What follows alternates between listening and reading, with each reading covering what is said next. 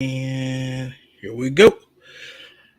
Popularizing Black Atheism when we come back.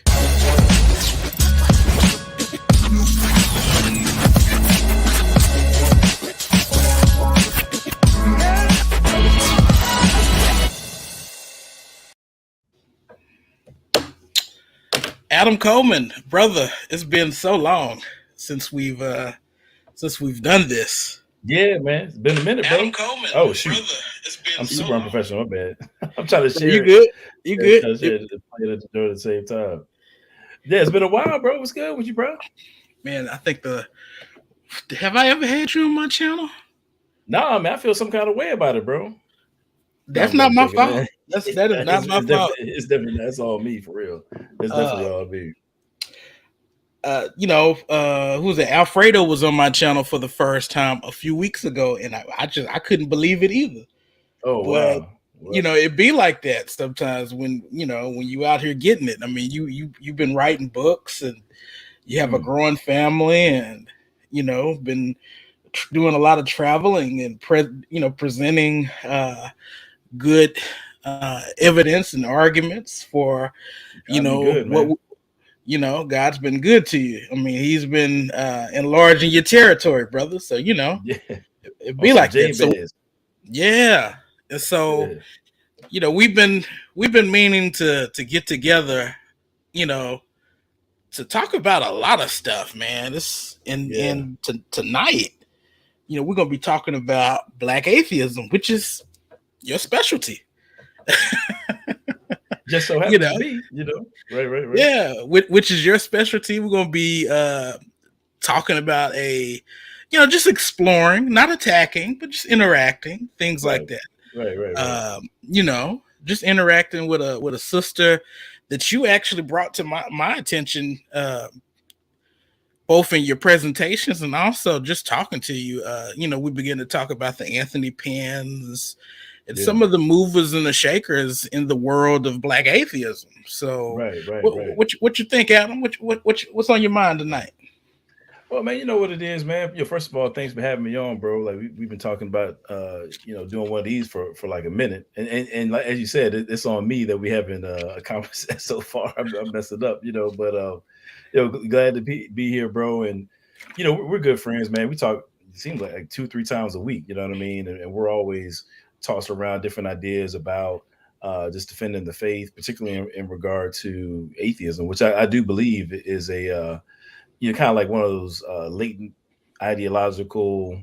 Uh, I feel like threat. Maybe that's being too dramatic or something like that. But I'll just say issues, in the Black community.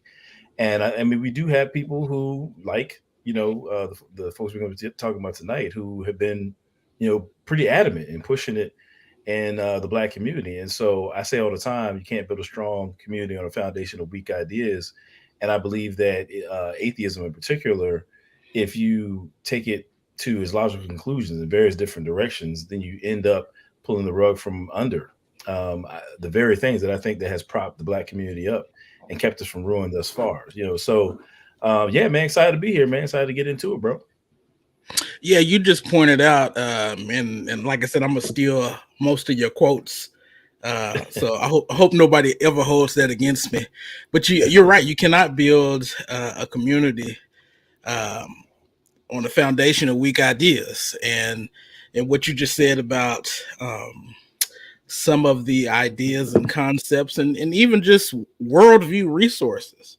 Yeah, The biblical worldview has just supplied the Black community those resources like justice, resources like morality, uh, so much that we derive from it. And it's like what you just said. If you boil this thing down to its logical conclusion, you're in trouble.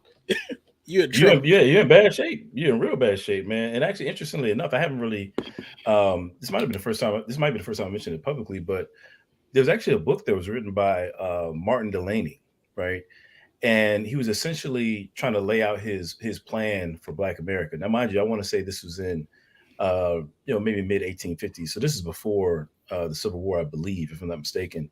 But nevertheless, he's kind of envisioning free Black people and what would it take for us to, build a strong society. And interestingly enough, and he gives like kind of I want to say it's like a three-pronged like foundation, and he grounds whatever progress we can make, at least partially, in adhering to God and the foundational things that God puts in place, i.e., logic and morality and so forth. Like he's like, there's these laws that God is essentially the ground of, and we're not going to be able to get anywhere without that. And so I just think, with Martin Delaney being, many people consider him to be like the grandfather of, kind of like your RBG movement, like Black nationalism. He's kind of like the grandfather of that.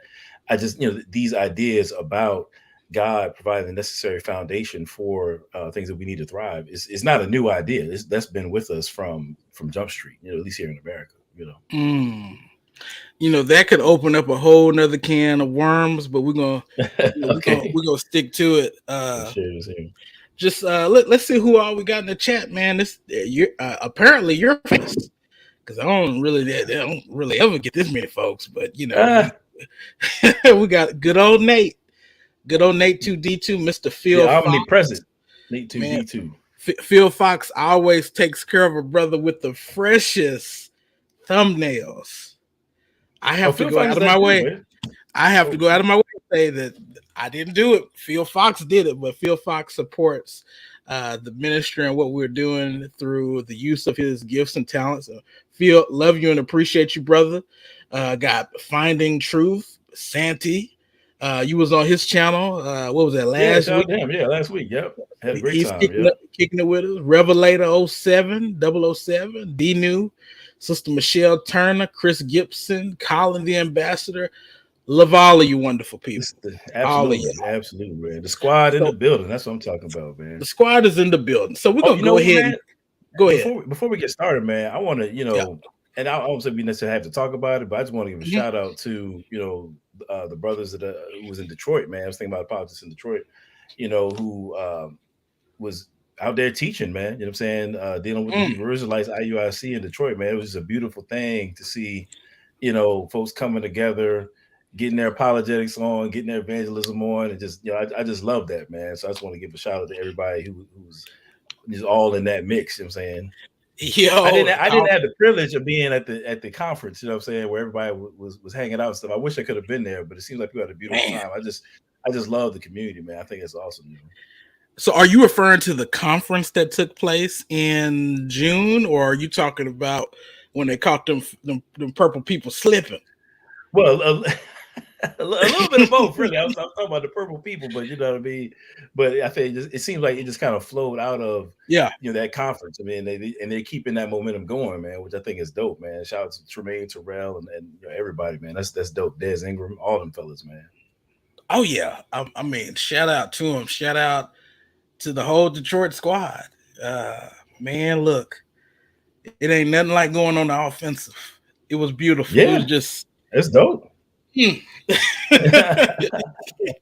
I think I've watched it twice, so I've even shared it with some pastors down here who are starting to, to feel the heat. And it's okay, because we're gonna get back to having Bible study on Wednesday. We're gonna get back to rightly dividing. You either gonna get with it, or you're gonna become a statistic.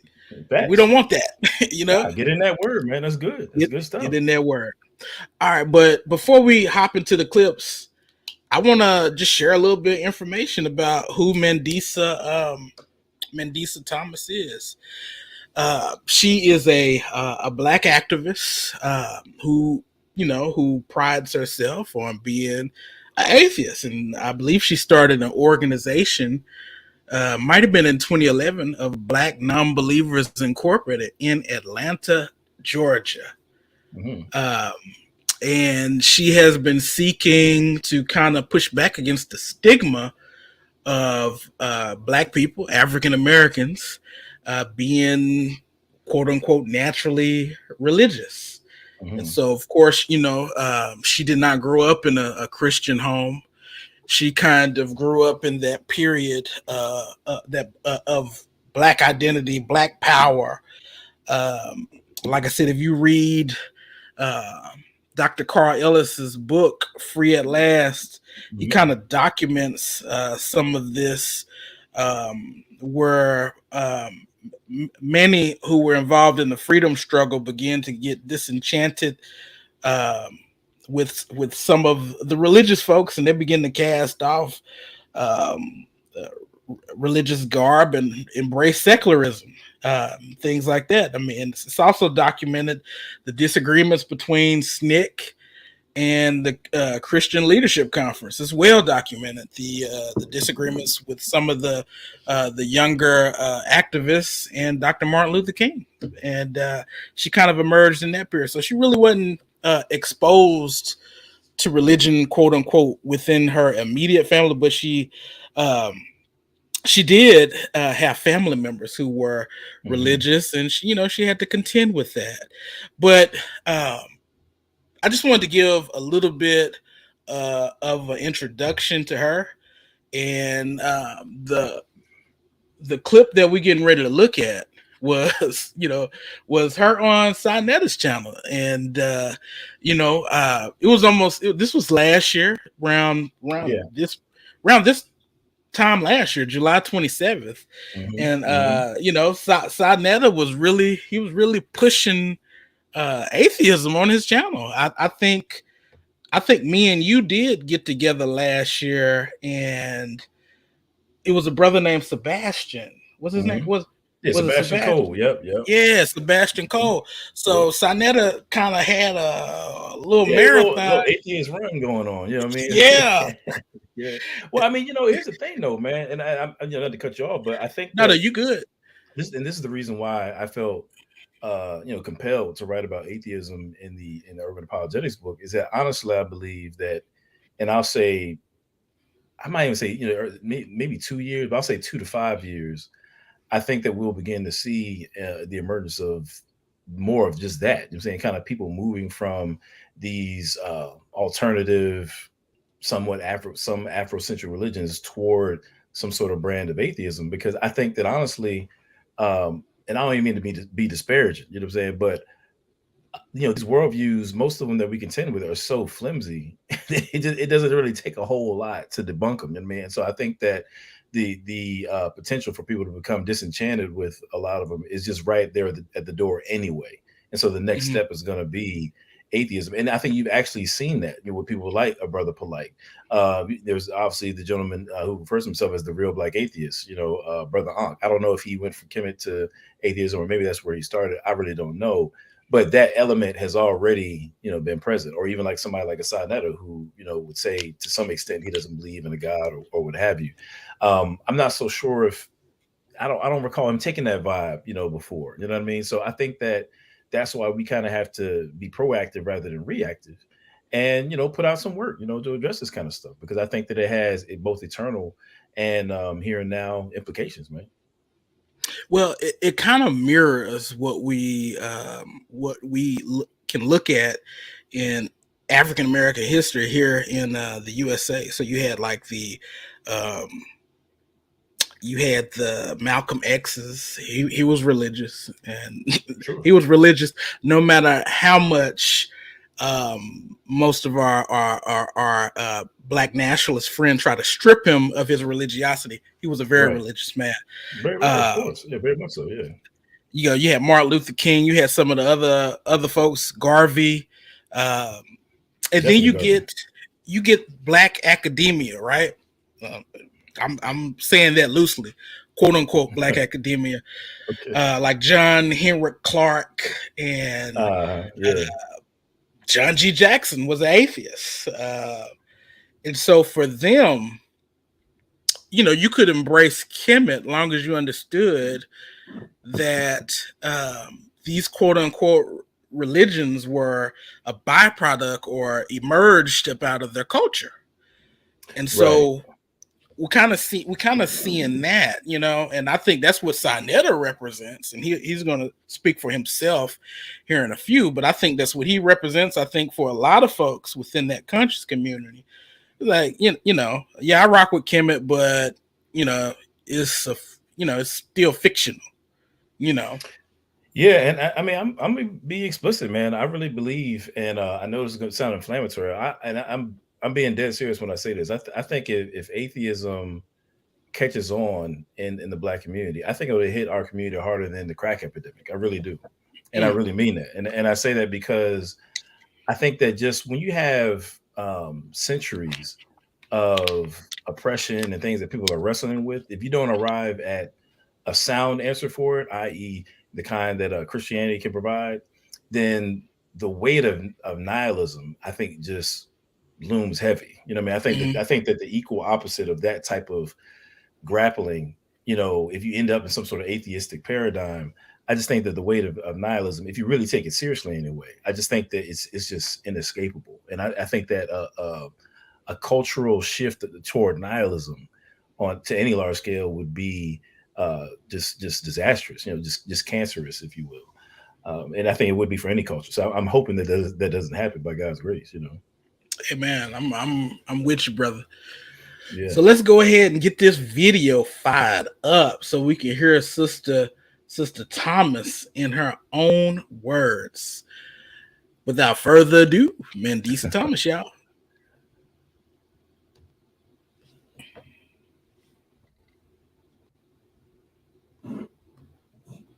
You, sister. Okay. So, what do you think black people problem is, and why can't they let go of this God that they program themselves to be, or this European program? What do you think is one of our biggest problems? It is this extreme emotional tie to the church, and it is rooted in, you know, in the enslavement of our people, and having taken something that was originally used to enslave them and making something that they could make into their own. And people need to understand that now I'm not a historian. I'm not like an actual historian. I'm just a history buff. And I actually, you know, I love our history. I love Black history. Yes. And so understanding what happened after the period of enslavement and after Reconstruction, and how the KKK, this Christian terrorist group, along with, you know, the actual, you know, legal system, was able to disfranchise and terrorize Black folks. There were a lot of people who relied on their churches for that sense of support. And also the fact that there are many HBCUs that were started by churches. So at some point, these churches actually did some good. You know, we don't want to negate that history. You know, we don't want to negate that information, but because so many Black folks have this emotional tie to the history of the church, the way they were able to make it into something that seemed meaningful to them, and through this tradition, it's just become like this. It really, I think it is an unfair representation of the Black community with as much church and religion is pushed. And to go against that, you know, for so many people, there is this emotional tie as far as what it means to quote unquote love God. And then there's that fear, because you have to remember, you know, our ancestors didn't just accept this religion. It was either you accepted it or you died. So there's still that underlying and also overarching fear that comes along with not just questioning, because there are still religious folks who will question Christianity, but as far as letting go of the concept of God altogether, that is downright scary for them.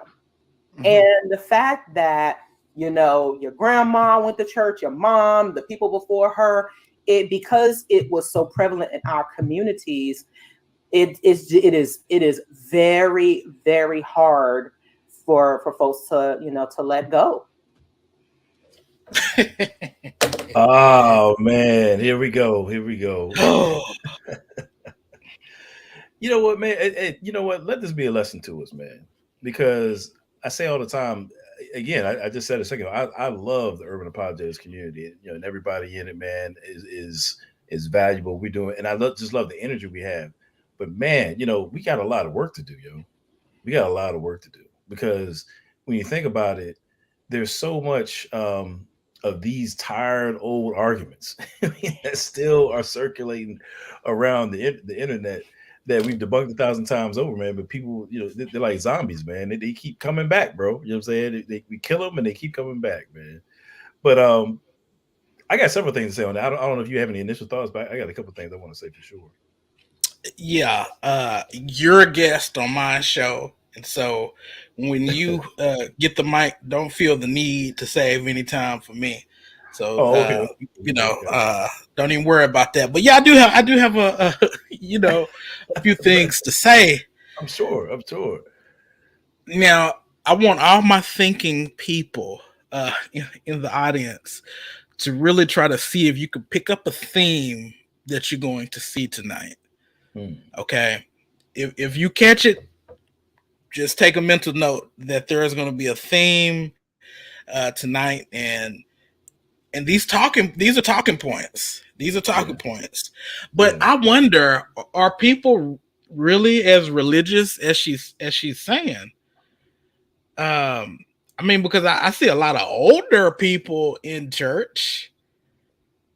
You know what I'm saying? I see a lot of older people in church, but I think that, you know, I don't really rock with Pastor Breonna Parker like that, but I think that she's done some research on millennials in church, and I don't think that that what Mandisa is putting out there is really lining up with the data. I mean, now when you talk to some of these younger people, and I'm strictly dealing with millennials, maybe she's just focusing in on baby boomers and you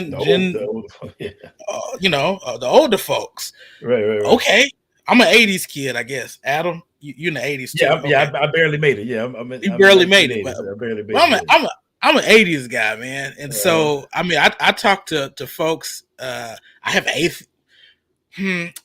I have differing worldviews within my family, and now I talk to you about that off the channel about that.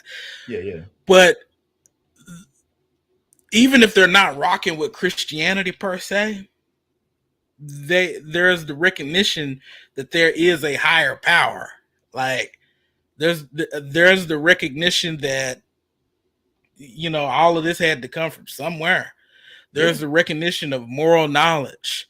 Right. There's the recognition of the of justice and things like that. There's a basic recognition in creation of the Creator. In theology, we would call that general revelation. It's not going to save you, but it's enough to send you to hell, basically. Yeah. But there's the basic recognition in that. But I you know, maybe that emotional tie that she said was rooted in slavery. Number one, I just don't think the facts bear that out. They don't, man, and that's what's so irritating, bro. Again, that's one of them zombie arguments. And mind you, I wrote my chapter in Urban Apologetics far before this interview.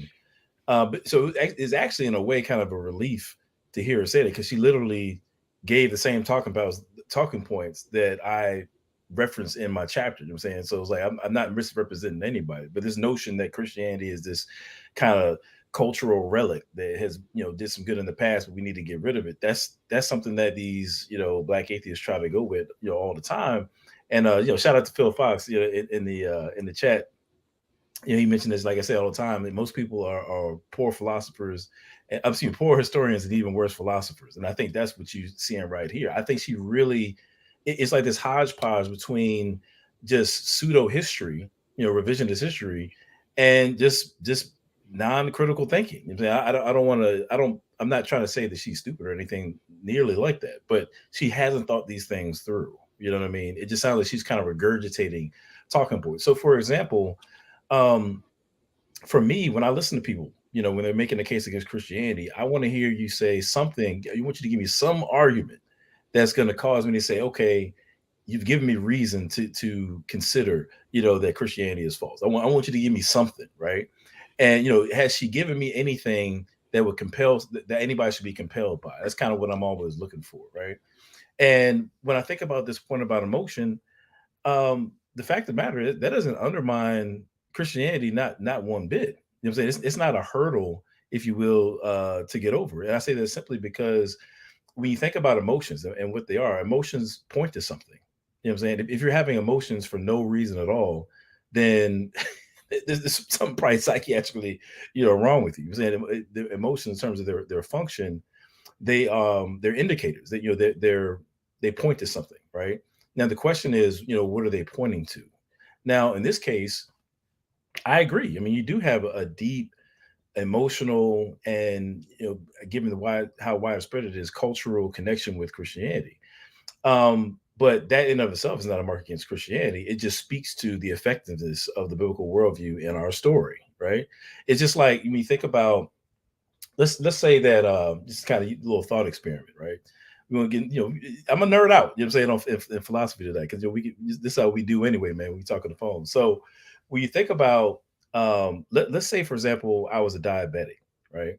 And or nearly a diabetic, and I'm just like really just in bad shape, you know what I'm saying? And I come across somebody that says, hey man, if you just drink some water, if you drink enough water consistently, 8 bottles a day or whatever it may be, like, trust me, that's going to cure your problem, you know? And so I'm desperate. I'm like, all right, man. And this is actually something in real life I need to do anyway. So maybe I'm speaking to myself, but so I start drinking water, right? I drink water faithfully.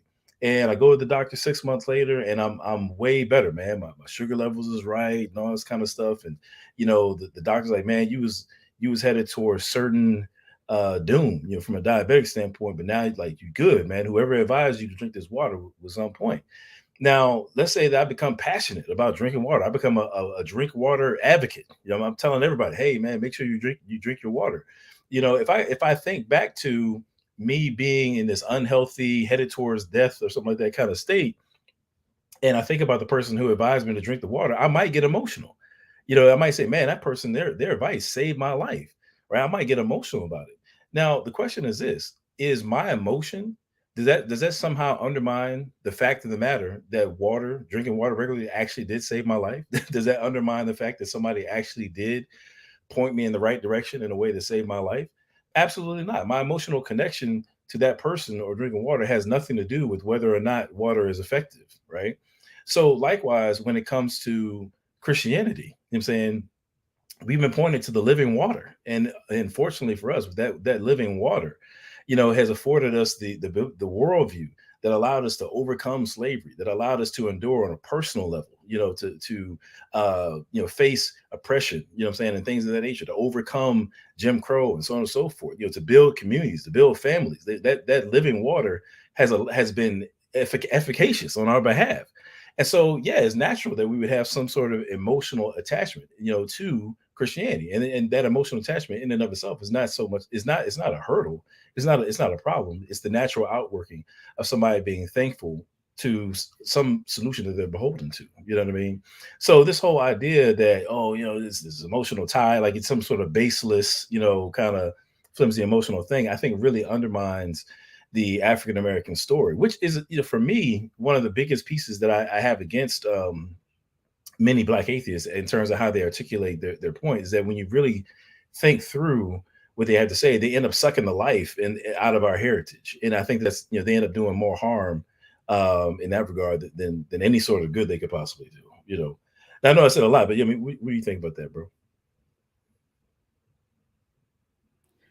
Well, I mean, you did say a lot, and like I said, some of us try to soak it in who don't think on your level, but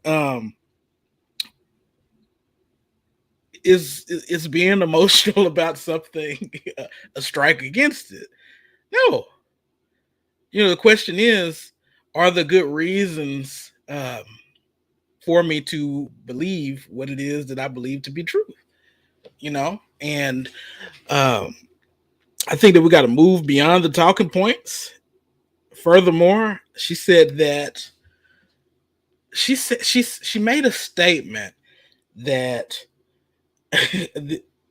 this was given to us in slavery. Once again, that's that. Oh man, yeah, that's that history popping up. yeah. And we made it into our own. That's Right. what she said. We somehow took something that was that the slave master was using and made it into our own. Now, you about to say something, Adam? Go ahead.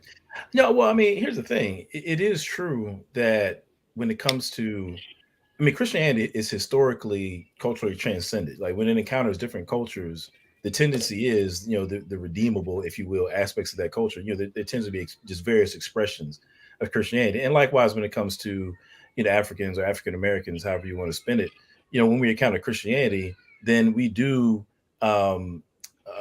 bring to the table our cultural expressions, fused with Christian theology, if you will. You know what I'm saying? So I mean, so there is like a distinct expressions. I don't have a problem with that, but like I mean, I don't want to call her a liar. I mean, she did qualify by saying she's not a historian, so I give her credit for that. But like this notion that it was either accepted or die, man, where in the historical record are you getting this from? Like, I mean, to be honest, like back in the 70s, 80s, when all you had was like before the internet, and all cats had to go off of was pamphlets from Malachi's New York. Maybe you could have got away with that, but man, it's 2022, dog. Like you can't keep perpetuating these falsehoods. Like this idea like either you had to accept Christianity or die. The fact of the matter is, matter of fact, I'm gonna read this quote because I don't know if I quoted this in the book or not, but this quote right here is from Dr. Catherine Gerber, who I'm pretty sure is not even a believer, but she's just talking about what things were like during the slave trade, particularly. Well, I'll just read it. Now, this is a quote from her work, The Ultimate Sin: Christianizing Slaves in Barbados in the 17th Century. She says the slave owner's initial confusion about the consequences of slave conversion is representative of a more general confusion about the repercussions of Christianity on slavery in the prosy-Atlantic world. Slave owners did not know whether they would be forced to free or eventually manumit their slaves if the latter were converted to Christianity. Some were also concerned that Christianity would give slaves dangerous ideas about freedom and allow them to become too similar to their Christian masters, end quote. So Dr. Gerber is actually talking about the reverse of what Mandisa is saying, is that actually you have, for a large portion of the slave master population, this hesitance to introduce Christianity to the enslaved person, because under English common law, if you're a Christian, then it wasn't legal to enslave you. So the idea is that if enslaved persons, if they get baptized, then the slave master would have to let them free. And so slave masters were really concerned about that, obviously, because they didn't want to lose their so-called property. And so their solution was, well, if you don't get preached to, then you can't get baptized. If you can't get baptized, then you can't be set free on that basis. And so you actually have a large segment of the slave master population refusing to introduce Christianity to the enslaved person. Rather than saying accept it or die, they was like, I don't want you to accept it because I don't want to have to set you free from a legal standpoint. And so we actually see this in the late 17th, early 18th century. You see enslaved persons attempting to argue for their freedom in court on the basis of them having been baptized. And then, unfortunately, like right here in the state of Virginia, my home state, you begin to see a change in the legal code to where they make it clear that if you get baptized, it's no longer grounds for manumission or being set free.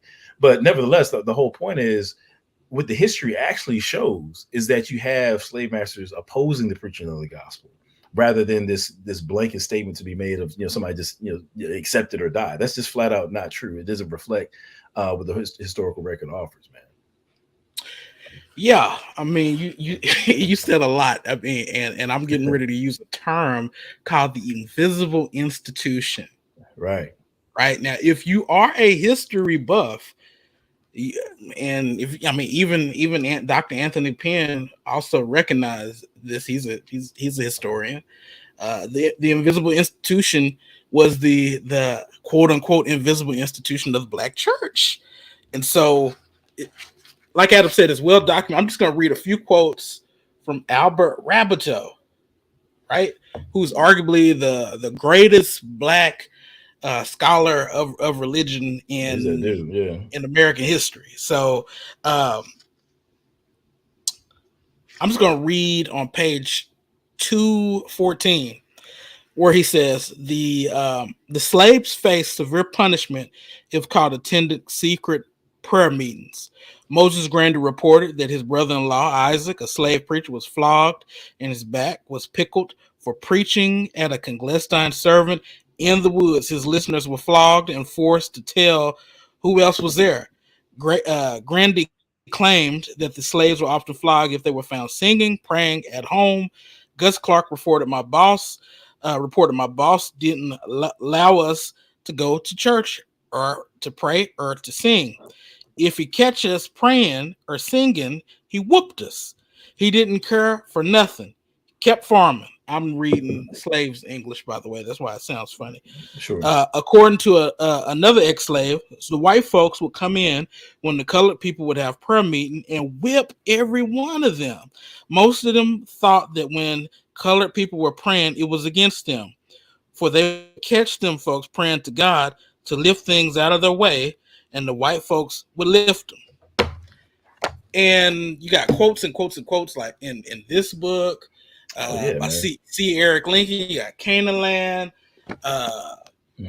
Goodness gracious! I mean, if we look at the receipts of the historical record, it sounds like the slaves were beat for practicing Christianity. To me, oh, I mean, yeah, this is without question. I mean, like you said, I mean, you had these was referred to as hush harbors, you know, where during the day maybe they're working in the field, and you have instances where maybe one of the enslaved persons was like break a branch on a tree, and that would be pointing the direction to where that hush harbor would be that night. They would gather around, in the dark of night, man.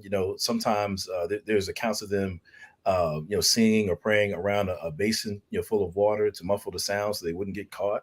You have instances where they would take wet blankets and put it around them, and kind of have church within those blankets again to muffle the sound so they wouldn't get caught for the very reasons that you cited, so that they wouldn't be, beaten and so forth. So, I mean, this information is out there. There's really no excuse, I think, at this point, for making these just such historically egregious blanket statements, man. I mean, we need to really progress past that. Yeah, and oh, one I'm sorry. Go ahead. Oh, yeah. Just one last thing too. In the instances where you do have, so-called slave preachers, going from, maybe there may be one particular plantation or circulating a little bit. I mean, obviously, it's should be known by this point that it was very prominent to have what's referred to as the slave Bible in their hands. So the Bible that they would have been afforded to go around preaching from had about, I want to say it's like 90% of the Old Testament removed and about 60% of the New Testament removed. This is not something that Christians are making up. This is actually, you can go to Smithsonian right now and they've got the slave Bible on display. So if Christianity was such this disempowering, thing to be used to bamboozle people, then why did they see fit to remove 90% of the Old Testament text, 60% of the New Testament text? Well, it's because they didn't want them to see God on the side of the oppressed, i.e. in the book of Exodus. They didn't want them to see verses in the scripture that alluded to the equality of man and how we're all made in the image of God, and then infer from that the kind of dignity that was owed to them. They didn't want them to see all that. So they had to redact large portions, phenomenally large portions of the scriptures in order to fit their agenda, right? So my thing would be like, if she's going to be intellectually honest, you can't just, I mean, first of all, you can't be throwing out, pseudo history. Number one, we'll just chalk that was a mistake. I'm not going to call her a liar. I'll just chalk that up to lack of knowledge. But you have to grapple with this other side as well. You have to talk about the slave Bible, and you have to talk about how you enslaved persons worship the Christian God on their own terms in secret in order to, really gird themselves under the oppression they were facing. You know what I'm saying? So it's all these different aspects of history that I think she just skipped over all that and was just like, oh yeah, it was either accepted or die. I mean, that's just false. That's silly. And I think that we got to do better than that, man. It's 2022, dog. Come on, man. It's popular, but it is silly. But I mean, more could be said. But I mean, it's like you said, Adam. We got receipts. We got the homie Frederick Douglass, him pointing out that the Christianity that was practiced was not of the Bible. And so, we just have to be a little bit more careful how we handle history, and also be respectful to quote unquote our ancestors. And try not to paint them as mindless, emotional dummies when we're trying to give an explanation for why they believe these things. Right. But I digress. So we'll go to the next clip. Yeah. Because it gets good, it gets better or worse. I don't know. I'll let y'all judge. Right. All right. A product of human imagination and, dare I say, creativity. I'm with you 100%. Look at Sinetta. Even though I'm more closer to Kemet, because I follow Kemet, and I always say to my people when they think they got me, what about Kemet? I say, well, no God did that. That was created all by man. Man carved that in stone. I'm not going to say no God came down and he did this and hocus pocus. No, that was created by man. The reason I'm more closer to Kemet is because I know that this is where all of these people get their stuff from. Absolutely. And added a God to it. They added God to it. Yes. I always say that if there was really a God, why don't God just kill the devil and get rid of the evil? Basically. And then we'll be all right. Just get rid of the evil. Let's get rid of it. Exactly. So let me ask you, and I'm always faced with this question. Well, Sonetta, look at the sun. The sun with this great big ball of fire. Look at the trees that surround us. Look at these animals, these creatures. Look at the water. Look at the rivers and the waves and all this. It has to be a God. So I ask you this, sister. If someone was to ask you, where did the universe come from? What would you say? Because I'm looking at you for some answers now, because I need to be ready to answer these questions. Right. So here's the thing. People don't realize that the sun can either help or hurt you. People can die from sunburn. People can die from being exposed to the sun for a long period of time. And also people can also die from being exposed to too much water and such. So I would say that, while again, I am not a scientific scholar, the evidence points to the universe basically being, the Big Bang. Can we pause that right there, right quick? Can we pause that right there, right quick? Older. Okay. All right, I got to get this out before we go any further. I mean, again, come on, man. Like, I mean, and I'm not trying to disparage the sister, but seriously, y'all, like when you hear somebody talk, the question is, can they really provide a sound case for, why should we be compelled to affirm what she's saying? Why should we be moved to agree with her? I mean, now for me, I'm moved by critical thinking. Like I want to hear well-reasoned argumentation, and then, we can go from there.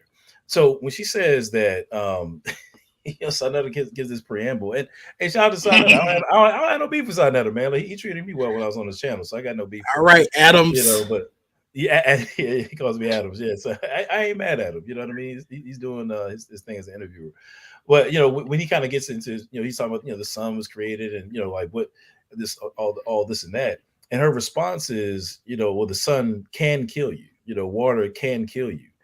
And I'm like, man, like, I don't know why. Like, why would anybody think that was a sound argument? Like, just because something has the capacity to do harm doesn't necessarily speak about the nature of that thing. The route is, if you could eat too much food and die from it. You know what I'm saying? You could eat, 55 pizzas and maybe your stomach could explode and you just, die from internal bleeding. I mean, you could literally eat yourself to death. Like, you literally could do that right now.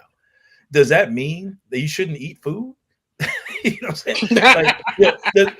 saying? So you could, because you could drown, does that mean that you shouldn't, hydrate when it's 105 degrees out tomorrow? Like, so you shouldn't drink water? Like, I mean, that's just silly. Just because something has the capacity to do harm in one context doesn't necessarily speak about the nature of that thing. And so I think off the bat, and we can listen to it further because I think she speaks to this some more, but off the bat, I think she's missed the whole point of what we refer to as the teleological argument. You know what I'm saying? Is that it's not so much that water has the capacity to kill, or has the capacity, the sun has the capacity to kill, or something like that. Is the fact that that we live in a portion of the universe that has the capacity to host sentient life. You know what I'm saying, conscious life, like that right there. That's the argument. It's the fact that there's any capacity for the universe to host and bring about life at all, as opposed to just a chaos of whatever it may be, or to not exist at all. I mean, that's where the real argument is, and she bypasses that completely by just talking about the capacity of water and the sun to do harm. I just had to get that out, man. Well, I mean, I would agree that these things can kill you if you don't show some respect to your environment, which is another reason why we should be good stewards over creation, right? Mm-hmm. So, I mean, furthermore, pointing out that we live in an orderly universe, okay. I mean, but I'd like to hear something about something about cosmology, something. But let's continue, because I guess okay. Earth is billions of years old, and there is evidence, scientific evidence, to back that up. We're not just making this up. That the existence of the universe predates belief in God. Yeah, it does. And so, do I know exactly how it happened? No, I'm not afraid to say I don't know. That's me. My being an atheist and being a non-believer doesn't mean that I have all the answers, nor do I feel like I absolutely need to just have all of the answers to explain to someone something that I really don't have any intricate knowledge of.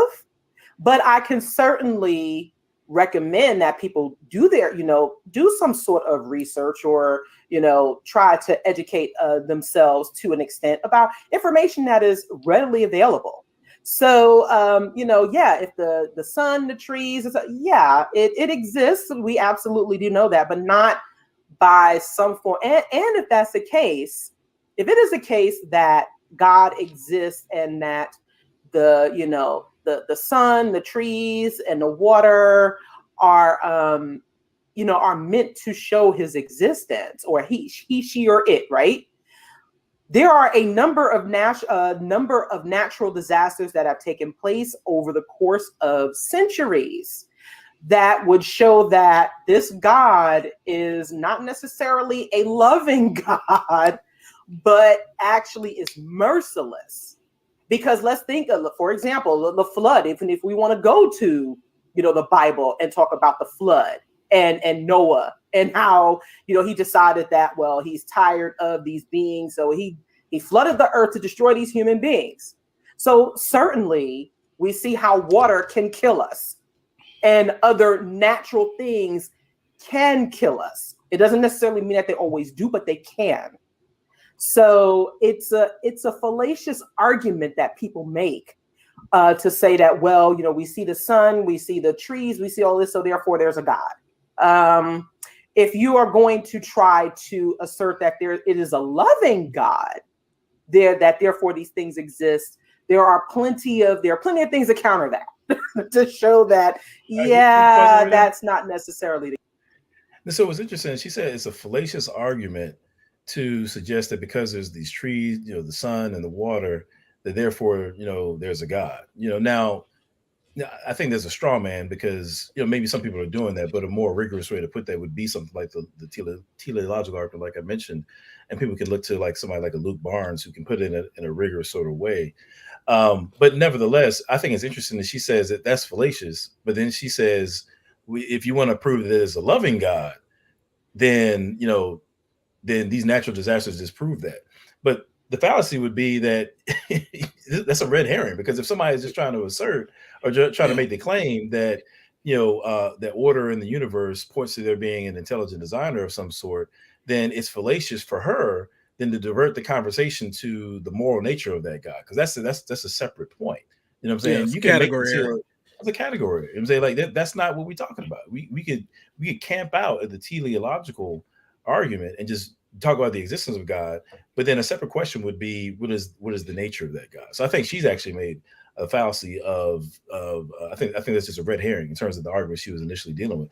But aside from that, though, she also said, and I'm not trying to be mean, you know what I mean? But she said that the existence of the universe predates the belief in God, you know, and I don't know why anybody, you know, I don't know why any critical thinker would think that's a substantive point. I mean, that's trivial. If you're talking about human beings, of course, you know, the creation of the universe predates the existence of God, because without the universe, there would be no people to believe or disbelieve in God. You know what I'm saying? So because we can reverse the argument and say that the existence of the universe predates the disbelief in God. You know, it predates atheism, right? So now let's just affirm, okay, cool. For those who believe that God exists, the theists, the existence of the universe predates them. For those who don't believe in God, you know, the atheists, you know, like Mandisa, you know, the affirmation that there is no God, the universe predates their perspective as well. So neither worldview is going to win that out. You're saying you're on equal footing. The question now becomes, whose framework can give a better explanation as to why that universe exists? Thank you. That's the issue. You know what I'm saying? And we're going to say that a theistic paradigm is going to give a better answer as to why anything exists at all, as opposed to the atheistic paradigm. You know what I'm saying? So this idea that, oh, well, you know, the existence of the universe predates, you know, belief in God. Well, of course it does. There wouldn't be any believers around if the universe didn't exist. But, you know, I mean, as far as at least human believers anyway. You know. Yeah. Oh God. Once again, I don't think Sinetta got the answer that he was wanting. You know, because basically, Sinetta is asking for an explanation, and in logic, you know, this is abduction, right? This is just inference to the best explanation. He's asking, hey, I mean, how do we explain the existence of the universe? And that is that's a big issue for It's a great question. That's a big issue for atheists. You know, we've seen people talk about multiverses, and that just kicks the proverbial can down the road. You know, some people will bite the bullet and say it just popped out into existence, and that's right. Like, that's worse than magic. But I don't even think Sinetta got an answer. And to simply, like you said, try to switch up. I mean, it's a debate team feint. Right, the head fake.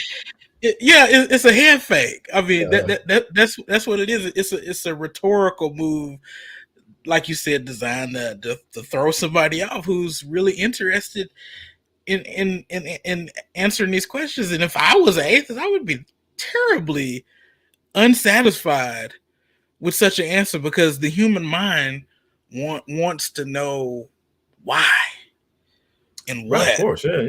Dude, of course, those are rational questions. You know what I mean? And to your point, oh no, go ahead. No, go ahead, brother. No, I was just agreeing with you. I mean, that if I were an atheist and the reasons that she gave were the reasons for which I was an atheist, I would no longer be an atheist anymore, because I would just have to say, man, these just really aren't good reasons. You know what I'm saying? To be an atheist. Now I will say this. I mean, to be fair, I really try to. People watch my show. I mean, I try to be even-handed, you know, whenever possible. I do think that she raises a fair point when it comes to what we might call natural evil. You know, now I do think that that's a separate question from the teleological argument, because the teleological argument, before you even get to what's happening here, you know, on Earth, you have to deal with layers of like super improbable quantities and constants in how the universe was originally formed. You know what I mean? And how the forces of nature behave. But at the end of the day, I think it is fair to bring up the question about, you know, what we call natural evil, you know, whether it be tornadoes or earthquakes and things of that nature. And I think that she alludes to that as far as natural disasters. Now, I know, you know, you and I, we talked about taking a whole separate show to deal with the problem of evil, because I think that it's a topic that deserves its own segment. We could, people have written, volumes on it, as much, maybe as many books as on that is what you have in the background right there. You know what I'm saying, on your bookshelf. I don't know, or I don't know. Well, you got a lot of books, so maybe not. I know you have an infinite amount of books, so maybe that's not the case. But I do want to say something about that, though, just because I think that it does warrant some attention. Now, many times when it comes to the problem of evil, there's different distinctions that we can make about it. You know what I'm saying, one would be this notion of what you have is like moral evil, and philosophers will use that term to refer to people doing bad stuff. You know what I mean? And I think that many philosophers have dealt with that, I think, soundly by just really using what's called the free will theodicy. Theodicy is where you approach the problem of evil from the vantage point of giving reasons why God could be justified for allowing some degree of evil or something like that. So the free will theodicy would be to say that human beings have some measure of free will, or maybe for my Calvinist friends, we'll just say free choice, and thereby some of the negative results, particularly in human behavior, come about as a result of them exercising that free choice or free will. But many philosophers believe that that's not sufficient to deal with natural evil, and I disagree. Actually, I think that the free, when it comes to Christian theology, I think that our worldview actually does have is structured in such a way that the free will defense can at least go some of the way in responding to what Mandisa is bringing up, this natural evil. Because the fact of the matter is, if you understand what it means to be made in the image of God, an aspect of being made in the image of God is the fact that we've been assigned with this duty and obligation to steward the earth, steward creation in a way that honors God and reflects His will and His nature.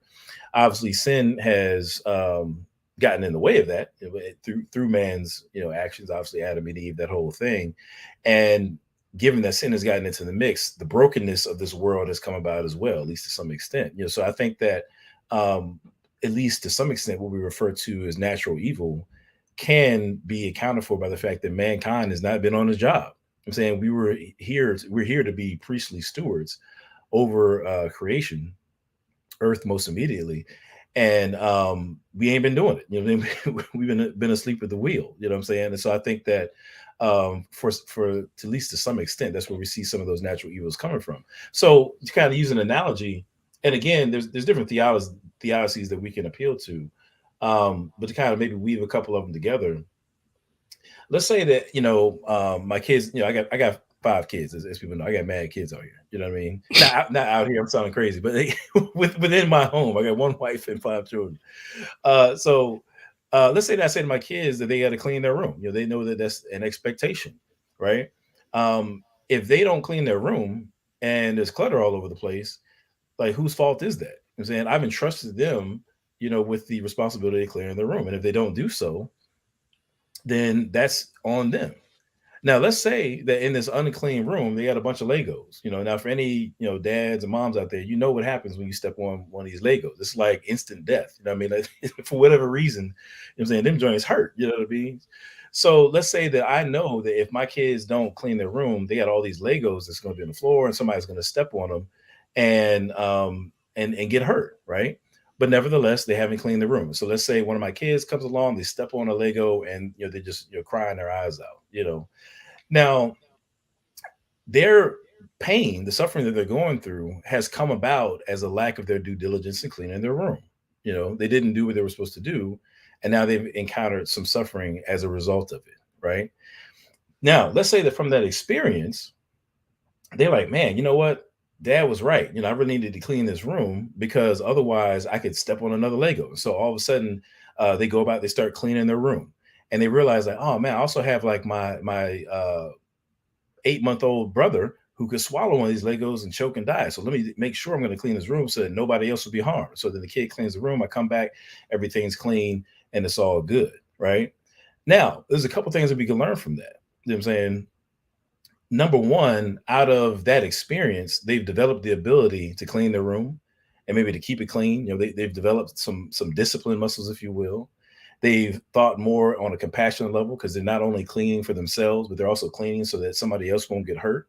They maybe have more trust in me, that I'm knowledgeable about, why they need to clean their room. So maybe that now they're more confident in me as some sort of authority or something like that. They know that I'm giving them rules, not just to give rules, but because, I want the best for them. All these goods have come about as a result of that experience.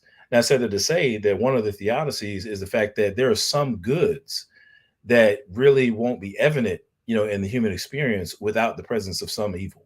You don't have the courage of a Dr. King without the villainy of a Bull Connor. You know what I'm saying? Like, you don't have, the Frederick Douglass standing up to make what to the 4th of July is the slave. You know what I'm saying? I'm sorry, what to the slave is the 4th of July. You don't have Frederick Douglass making that speech without,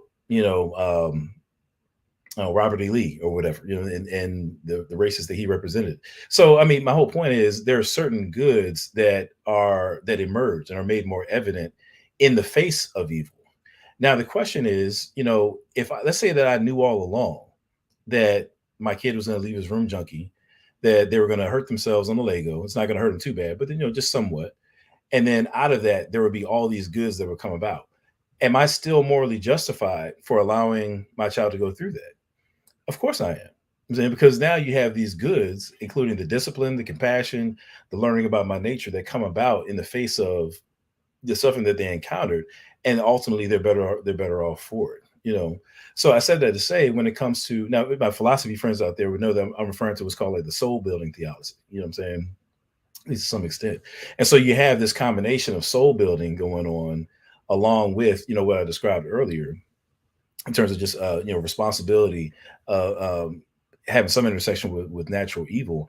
And I think that when you put pieces together like that, it makes a whole lot of sense as to how God could allow some measure of evil, in the world, including some of the things that we find in our history. But nevertheless, it doesn't mean that he's merciless as she's described. I'm saying, just because you have natural disasters in the world doesn't necessarily mean that she's merciless, that God is merciless, rather.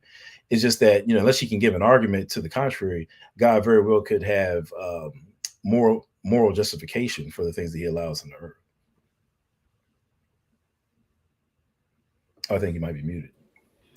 That was an excellent response, and you were, you're basically showing that the answer to the natural problem of evil, we can give a cumulative theodicy where the free will is working not only with the soul building theodicy, but also with the natural law theodicy as well, where we have been tasked to be good stewards of our environment. I mean, the biblical worldview best explains that as well.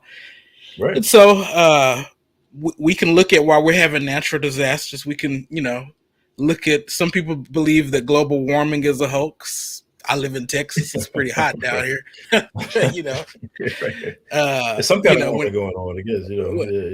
When they sending emails out about, hey, we're gonna have rolling power outages during this 3-digit heat. I don't even know what that means, but okay, all right.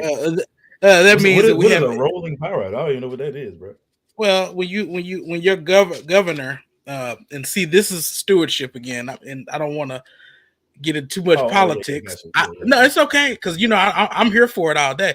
When your government wants to deregulate everything, and you lose power in a snowstorm, these are the type of things that can happen when your power grid is so horrible, and then all you care about is making profits and ripping people off of their money, but providing crappy services, things like that.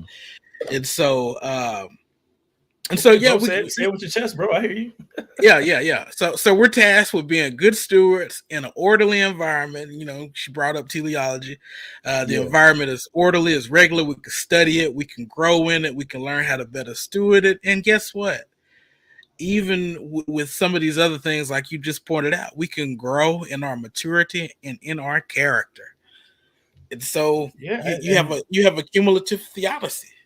Yeah, absolutely. I think we do, and I think we just skim on the surface. But then I have to ask too, She brings it up several times throughout the interview about the natural disasters and whatnot, but it's not clear to me, I'll just say it's not clear that if you just take Christianity off the table, if we're going to, go with the atheistic framework about how things are, it's not clear, that the humans that she's so concerned about have value anyway, at least not objectively. It's not clear to me that they have objective value. I think that when it comes to the rational faculties by which we could even arrive at the conclusion that there's something jacked up about natural disasters, it seems to me that atheism is lacking in that as well. So I think that as much as she would take umbrage, I guess, at Christianity and all that it involves or whatever, I think if you to replace it with atheism, I think that you would be in a far worse situation, because you can't even affirm those moral convictions that she's so adamant about towards Christianity. So anyway. Yeah. Well said, Adam. Well said. Let me see here. Yeah. She got about one more minute. I'm gonna let her finish saying what she got to say. Let her rock out. Yeah. She's the gift that keeps on giving. Here we go. Right. The case. Right. So when people say God is first cause, God is the first cause, the universe can't come from nothing. What do you say? Like, where do the universe come from? Well, the universe isn't nothing. I mean, the universe is all sorts of particles. It's all sorts of things, and there are different universes. There are different galaxies. So it isn't, the formation of the planets, and it isn't nothing. There's always some sort of, I'm not saying minerals. There's all sorts of things that make us. It doesn't necessarily, and it doesn't necessarily have to have some sort of purpose. Because if we want to take the formation, and actually, there's quite a bit of this planet that is inhabitable. So, if people want to point to this idea that, well, somehow it was a divine or good purpose for this earth to be created, again, we can point to many historic atrocities that prove that to be untrue. So it isn't that the universe is made of nothing. It is made of matter. And sometimes, and that matter happened to form, and it also evolved over the course of billions of years. Evolution is not just a theory. It is we are the product of billions of years of evolution, and this earth and other beings just evolving, not because there was some specific purpose, but it just happened. Okay. It doesn't come from nothing. All right. Hey, family, let me let y'all know real quick, because I see I got more people coming in the building. Yeah, I mean, man. Let me know if this is that theme, man, that you was hitting on. It seems like, once again, she hasn't answered this question. You know what I'm saying? Maybe we don't want to give it away to the end, but because he asked, and to Sonata's credit, I mean, he asked a really good question. What about a first cause? I'm really curious about what he's encountered to have framed it that way, because that's philosophical literature. He's been listening to your channel. Yeah, I don't know. I just think that's interesting. But that's cool, though. You know what I mean? That's what's up. I thought it was a really good question, and he said that he really wants these answers, man, so he can know how to respond. But so he asked about what about the first cause? Like, where did the universe come from? And then her response was, the universe is not nothing. She talks about what the universe, like the molecules and so forth, that the universe is constituted of. And it's like, okay, well, that's all well and good, but first of all, well, let me backtrack for a second. She also says something to the effect of, like, there's many universes. And I'm like, whoa. I mean, I don't know if she said there's many universes, there's many galaxies. And I don't know if maybe she just misspoke. Because, I mean, yeah, we can definitely affirm there's many galaxies. I mean, we can look at the James Webb, thing that just came out this week. I mean, we can see many galaxies. Many universes, though? Unless you're going to postulate something that's far beyond the reaches of science, which is, and evidence, which is what she says she's big on. I don't know how she can make that statement, but no, I mean, as far as the universe that we were talking about is all time, space, matter, and energy. So whatever the universe is made of, that's the sum total collection of all quarks and atoms, electrons, or whatever. The sum total of all that, has a beginning. Like she just said earlier, she would credit everything to the Big Bang, but the implication of the Big Bang is that all these things, these constituents of the universe she's talking about, had a beginning. And so even after having said all that, she's not answering the question, what about the first cause?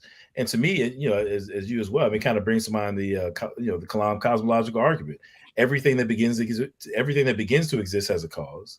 The universe began to exist, therefore the universe has a cause. I'm saying she's already affirmed the second, because she affirmed the Big Bang. So she believes that everything the universe came to exist. And so unless she wants to, posit some sort of infinite chain of causes before that, I think that Sonnet has asked a really good question that I think she would have to lean towards there being some sort of cause behind it all. I mean, you talk further about, how that points us to God, given the other pieces she talks about. But I mean, you want to say something about that, or? I mean, I'm looking at Sonnet face. I mean, she admits that the universe did come into existence. That's what she said. Either there's some fudging going on, or she confused, come from nothing. Right. I mean, we admit that the universe is something, but the question is, what brought about the universe existence? We agree the universe isn't nothing, yeah. Right? Of course, but where did it come from? That doesn't answer that question, right? We don't see things just popping into existence. We don't. Just basic logic, we see cause and effect.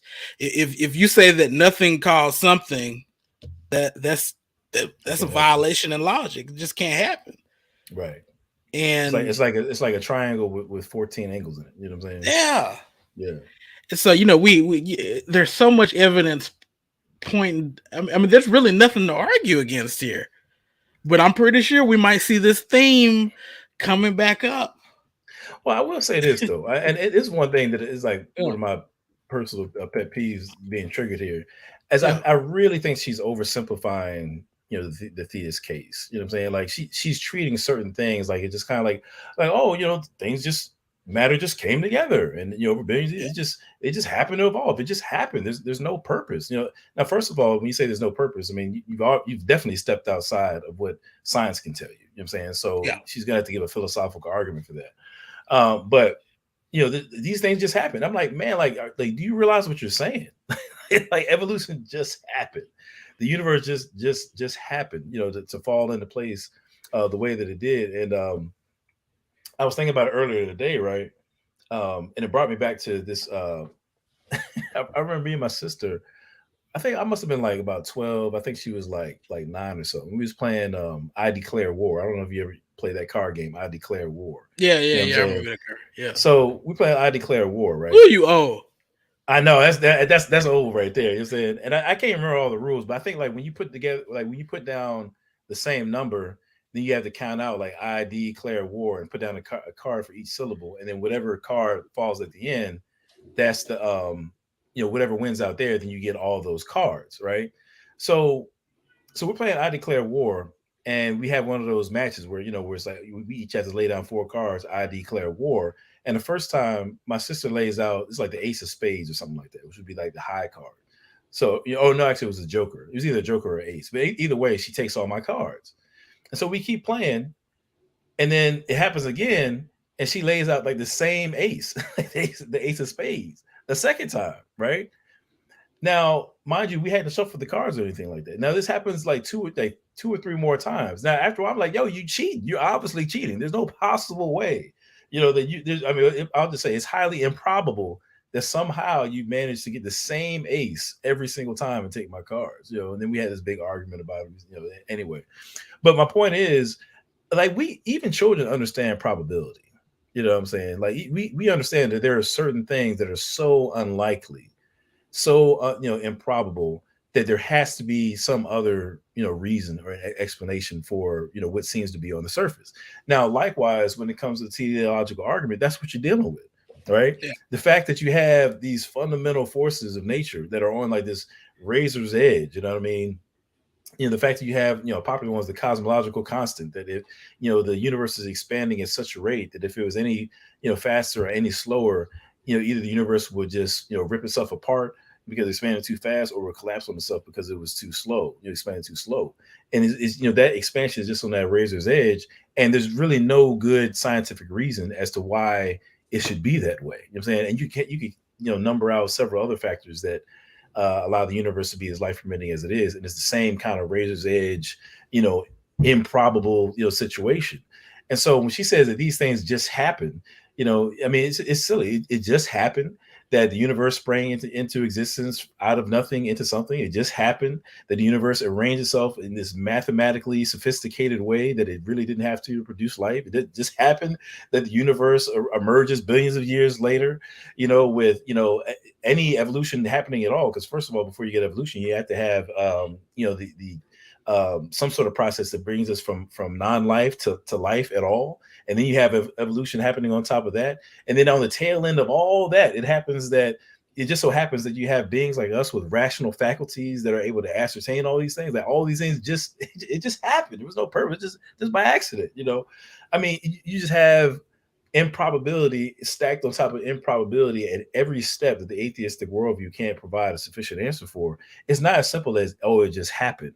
There's this gaping hole of explanation that atheism just can't fill, man. Yeah, man. It just happened. It just happened. Right. It just happened. Okay. I'll take your word for okay. All right. Right. Let us continue. Let me see here. The next clip. Yep. Let me go to the 50-minute mark. But she is entertaining. Oh yeah, man, we have fun, man. It just so happened, by the way, that the universe is arranged on a mathematical structure, and rather than just chaos. But hey, let's keep going. It just happened. Cool. But if you have a nice sit down, just conversation with Brother Jabari, I'm rolling with you. I'm on your side. For real. I'm rolling with you, and I'll tell Jabari to his face, I'm with my sister on this one, Jabari, for real. It's just crazy. Let me ask you, now, how do you know how do you look at people when they say, no, God is real? I spoke to God. I seen God. I went to sleep. I was almost dead, and God brought me back to life. The doctor said I stopped breathing. We hear all of these testimonies. We hear all of these stories. What do you tell a person like that? If God was to appear, now that's a second question. But right. What would you say that to? What would you have to say to a person like that? It's interesting. I had a very similar conversation to a woman who stopped me and someone else on the street in Atlanta recently. She was trying to give us a pamphlet, and when we said no, thank you, she's like, "Well, you don't believe in God?" We said, "No, we're atheists." So she tried to give her testimony of how she had HIV and that the doctors thought she had cancer. And the first thing I said was, I'm glad you're okay. I am glad that you are well and that you were able to overcome this. However, there is an irony. There's irony in a God that would actually put you through that in the first place. That would actually, and she made the argument that, well, people who have lived their lives right, who have eaten right, they've done all these things and they've come down with cancer. And I say, well, what kind of loving God is that? Who would actually bestow or even put someone through that? That is not a God I want to believe in. Now, if you need to have that faith that this God brought you through this, okay, even if I disagree with you, I will. Okay, I will respect you even in my disagreement. However, if you are going to assert that this God is real based on that, then you better come with the evidence. And having personal experiences do not equate to evidence, because there are many people who have, there are even believers, even their own believers, who have had You said that the Hebrew Israelite leader who died from COVID. I mean, really, he was a believer.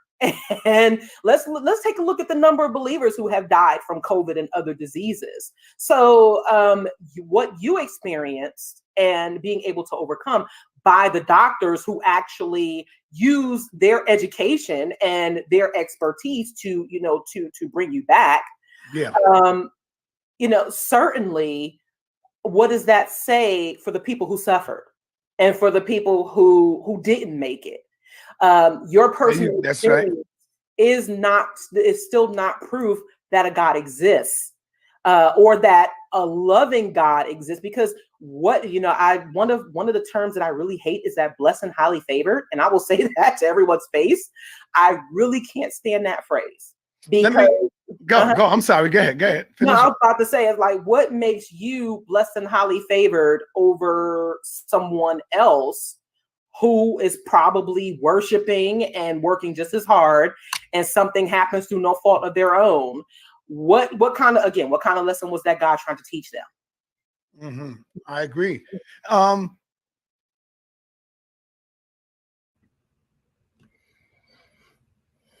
Yeah, man. You there? Take it away, Adam. Well, like I said, we talked about having like a whole show on the problem of evil, and that's kind of like the crux of what she was getting at there. So I don't want to go too deep into that, because then that'll be a whole nother show. But I will say this though, I do think, and I'm just going to take it for granted that she was talking about that account with the other lady accurately. I do think that as believers, we should be careful to recognize that actually our personal experiences can be effective within I'll just put like our epistemic framework, the framework of things by which we know or affirm something to be true. It is the case that our experiences can count as evidence, and that's not just for believers. That's just epistemology 101. You know what I'm saying, like, experiences certainly do or can count in the favor of something being true or real. That being said, it may not be the case, that our experiences are compelling from somebody else. That's okay. That's what Scripture is for. That's why we need to be, leading, with the gospel. There's nothing wrong with telling your testimony, but I do think that sometimes we need to be more modest in our expectations of what that testimony is going to accomplish. Like, I don't expect my testimony to accomplish more than the testimony of Scripture. You know what I'm saying? And I think that we need to have our confidence there. Nevertheless, just because my experience isn't compelling for someone else doesn't mean that I'm not rational for affirming that, hey, my experience contributes to me affirming, this or that. You know what I'm saying? Like, epistemology there it is. Testimony, Oh yeah, well, you already know where I'm going. You already know where I'm going. You know what I'm saying? So yeah, I'm just saying, like, when it comes to experience, certainly it can factor into why you affirm, Christianity or anything else for that matter. You know what I'm saying? And it's also the case that when it comes to testimony, again, she said something to the effect of, like, I can't remember how she phrased it, but a lot of people say, "Oh, I don't want to just hear it from somebody else or whatever." But actually, there's a lot of things that we believe. If you look at the sum total of our beliefs, there's a lot of things that we affirm to be true solely on the basis of testimony. You know what I'm saying? Testimony is a valid source of information. You know what I'm saying? Now, does that mean you should believe everything you hear? Of course not. But you can't discount something as being true just because somebody attests to it on the basis of testimony. That's just bad epistemology. Both experience and testimony are valid sources of data, if you will. Now, when it comes to her kind of reiterating the problem of evil there, why would a loving God allow somebody to go through cancer or whatever it is that she described? I do take it serious, that there's a distinction between the existence of God and understanding that, whether God is worthy of worship or not. I mean, that's something that gets tossed around in the philosophical literature all the time. So I get the distinction that she's trying to make, but nevertheless, again, just kind of throwing out, suffering. I think she seems to think it's like some sort of trump card, when it comes to this notion of a loving God, when I don't think that's the case at all. First of all, when you think about Jesus, in in the account where he rose Lazarus from the dead, like, I mean, he obviously knew, the power of God, was able, I'm saying the power of the Father was able to raise Lazarus from the dead. Nevertheless, he wept, he mourned, what I'm saying? There's nothing wrong with us engaging suffering, engaging, the jagged edges of life and in a human way, just like that. Nevertheless, the more jagged contours of the human experience don't negate the fact that um, we had to have some sort of epistemic humility about ourselves to where we can say, you know what, maybe there really are reasons for this negative occurrence that I just flat out, as a finite human being, don't have access to. What I'm saying? Like, if I want to be like super nerdy about it, we could talk about what's called skeptical theism. I actually don't like that term because it sounds like more negative than what it really is. But it's just simply the notion of having the epistemic humility to acknowledge that we really can't know everything about the human experience. You know what I'm saying? But is it rational to disaffirm what we can know on the basis of something that we just in principle can't know? So, for example, if I've got good reasons to affirm that there's a first cause of the universe, and when I think about the universe being time, space, matter, and energy, and therefore that first cause must be outside of time, space, matter, and energy, yet have the power to bring these things about. And I recognize that, the only two things that could possibly condense down to would be either an abstract object or an unembodied mind. And so the only abstract object that can't cause anything. So that leaves me with an unembodied mind who's created the universe from nothing. You know what I'm saying? Like, yeah, I've got good reasons based on that argument to affirm that God exists. And my experiences, what I'm saying, of a negative sort, even if I can't understand the reason behind them, doesn't negate that I still have this argument over here that affirms God's existence. So if anything, I just have to be humble enough to say that, this God that created all things, this first cause, could very well have reasons for the suffering that I'm going through that I just don't have access to, And so I think that, for whatever reason, when it comes to atheists, sometimes they pride themselves on being able to say, well, I don't know, and I don't have to know, and I don't have to have all the answers. But all of a sudden, when it comes to the problem of evil, we have to have all the answers, or else we're not justified in staying as theists. But why can't the theist just simply say, I don't know? In principle, I should expect to not know everything about why an omnipotent, omniscient, all-loving, all-good God brings every single thing about. I should expect to not know all the details of somebody planning, who has those capacities. So it just shouldn't be surprising that there are things, again, kind of jagged edges to the human experience that we just can't make sense of. That actually is what we should expect, given the just the breadth of the human experience and the kind of God that we're dealing with. That's an excellent answers. Those are excellent points. I just want to hone in on the rejection of religious experience. Here's the thing: religious experience might be subjective, but it does absolutely count as evidence. You can read any epistemological book out there, out on the shelves, and it is well documented. So Right.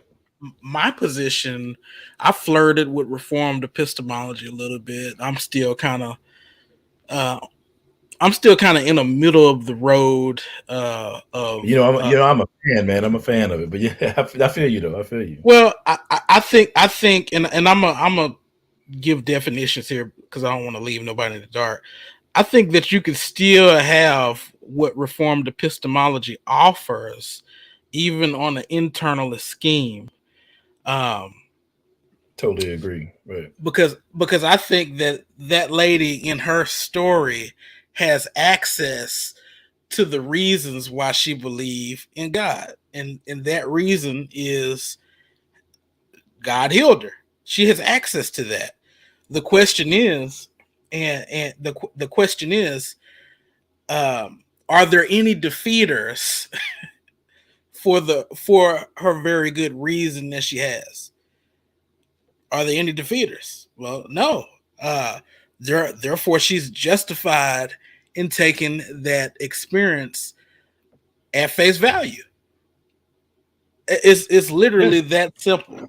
Sure. Now, phenomenal conservatism. Well, yeah, there you go. And down the road somewhere we'll have Adam back on to talk epistemology with me. That's something I've been wanting to do with him. But I mean, this is where it's at. I mean, the question is, could that same argument work for an atheist? Well, not in this conversation, because we're presenting defeaters. You know. Yeah, that's exactly right. I mean, and then on top of that, I think an additional, well, I don't know if I want to call it defeater or not, but she again has made a big thing about evidence. Like, she keeps saying it over and over again, you know. And if you consider just in the realm of science, experience has everything to do with what scientists consider to be evidence. Like when they're doing experiments, for example, those are just organized experiences. That's what an experiment is. I'm saying it's a formalized, organized experience from which you're going to draw some sort of data.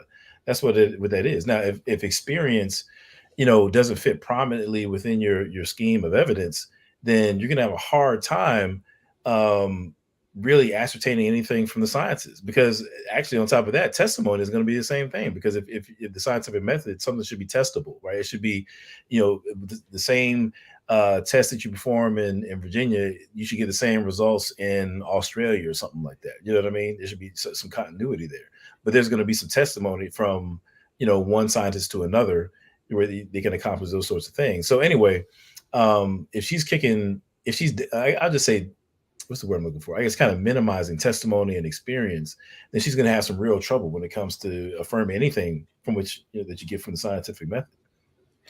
Well, I'm pretty sure most of the atheist literature that she's read, she'd have to chunk out the door, because I mean, that if you want to play that skeptical game, you will have to chunk out large swaths of what you take to be true and what you take as knowledge. But at the end of the day, do people have good reasons to believe what they believe? And I submit that, you know, based on you know, my affinity for phenomenal conservatism or reason common sensism, if you want to call it that if it appears to you that such and such or that God exists based off of experience, then you have a good reason, that experience being that reason, to believe that. That's absolutely rational. Sure.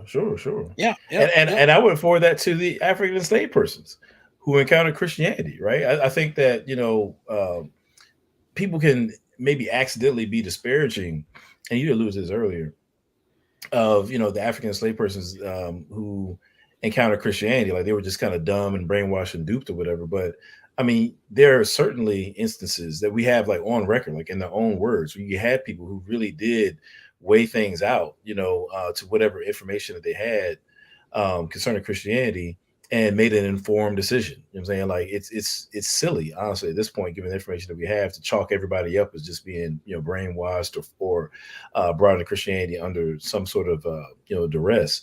And I think that you know, we really do a disservice to our ancestors when we do that, you know. But yeah, I just wanted to echo what you were saying. Yeah, we got to be a little bit more respectful. I think so. I mean, if you don't like Christianity, okay, I get it. But that's an emotional. There's that word. That's an emotional reason. It's not a rational reason. That's an emotional aversion to the truth of something, but not a rational one. Right. So let's continue, and I'm gonna bring her back up on the screen. If the book is not pure, rip it up if it don't mean that. Exactly. You know, so let me ask you, what would convince you that God is real, that God does exist? Pay attention. If whatever God, whether it, because, and this is one thing I say to Christians, hey, it's possible that Allah could come down and say that he is real. Mm-hmm. It's possible that Zeus could come and say that he is real. So if there was if there was an actual being that existed who was actually come down and let's just wipe out all the arguments, right? Let's just put all that to rest.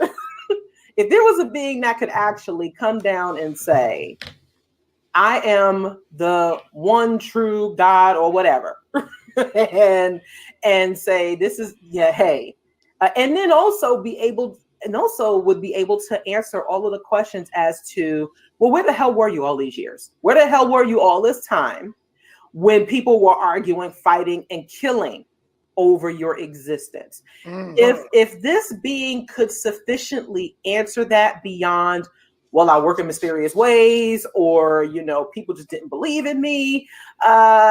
Because even if a God existed, it still does not mean that we absolutely have to. Well, there would be no need to believe it, right? But even if there was a God that was real, it's like, well, okay, that still doesn't mean that I have to subscribe to he, she, or it. And that is, I think, the power of, the human mind. But of course, do I think that this God is coming? Absolutely not. But that is what simple. Just, hey, show yourself. It is so beyond, what somebody tells you. Oh, God told me to tell you this. Well, why can't he, she, or it tell me itself? It is so refreshing to me. Oh, he just loving it. It's refreshing. So I did say this. Oh, refreshing. Man. Come on, side that man. Don't do it, bro. I don't know if everybody caught that, but I smell a contradiction. Uh-oh. Come on with it, bro. I sense some unequal scales here. Okay. Come on, man.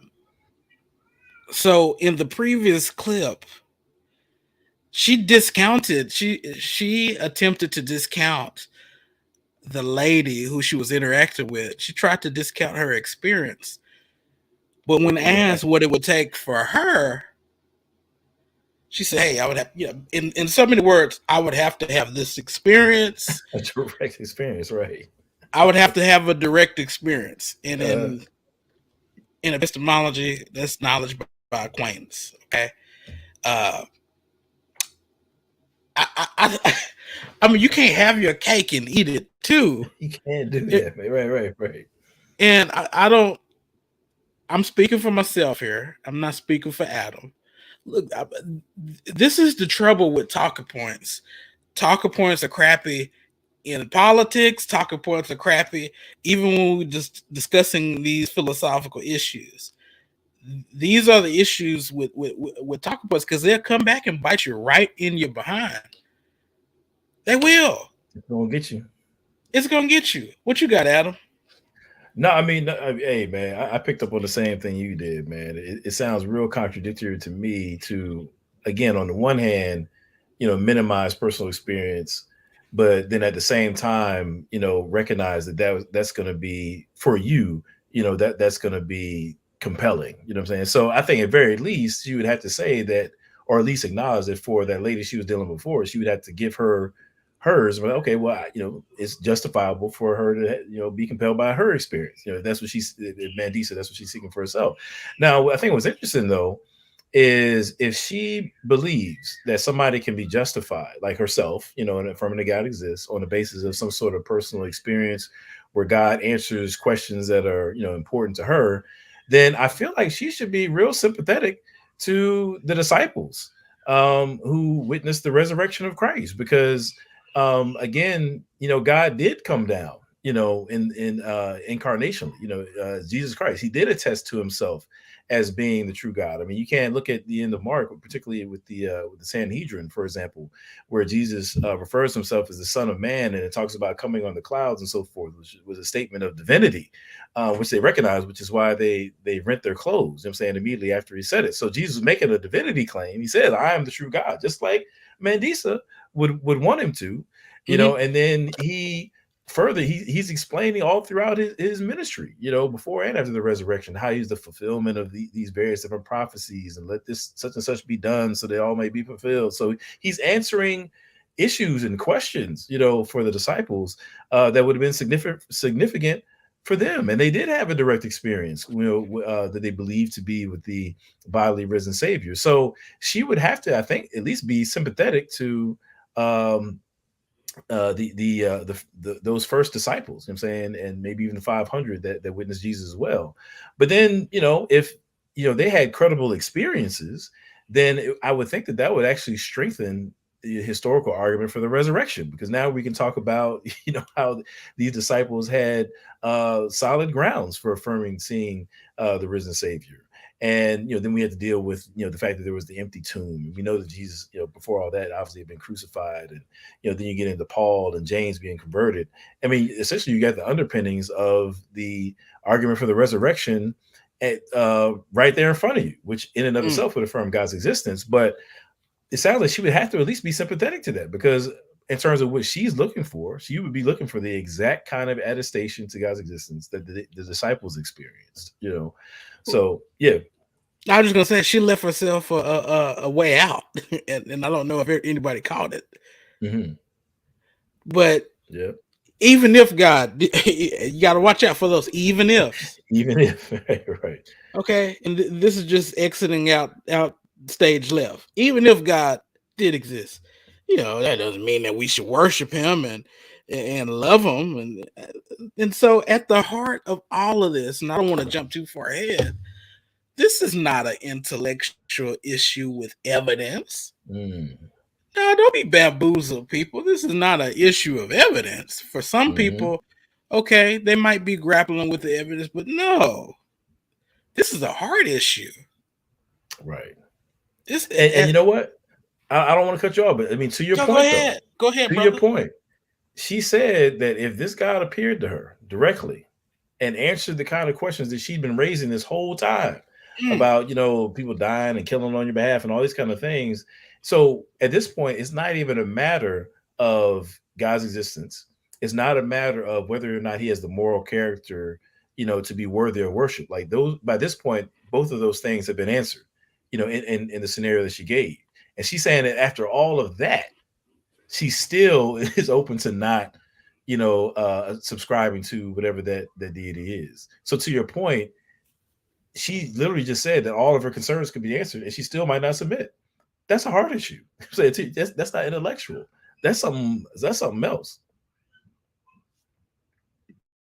Yeah, thank you, Mr. Sinetta, for all the airtime to talk about my organization. But at the end of the day, I don't have, and this is me talking, I don't have any arguments against belief in God, Christianity. I don't have any arguments against it. We haven't heard anything against the existence of Jesus Christ. True. Now, Sinetta did try to say that everything came from Kemet. Good luck with that. I think that we've been blowing that. That's another zombie argument. But yeah, I think I think that zombie keeps happening because of hard issues. I think what we're seeing in that camp is just a outright rebellion against the true and living God. Oh, I agree. And I think that at the end of the day, we, you know, this is where the theology comes in. I do believe that mankind is as broken as the Bible says that he is. I really believe, and I think it's borne out all over the nightly news. You know what I'm saying, like, you know, we got a sin problem. You know what I'm saying? And I think that sometimes when you tease away these layers, then you get a better look at it. You know what I mean?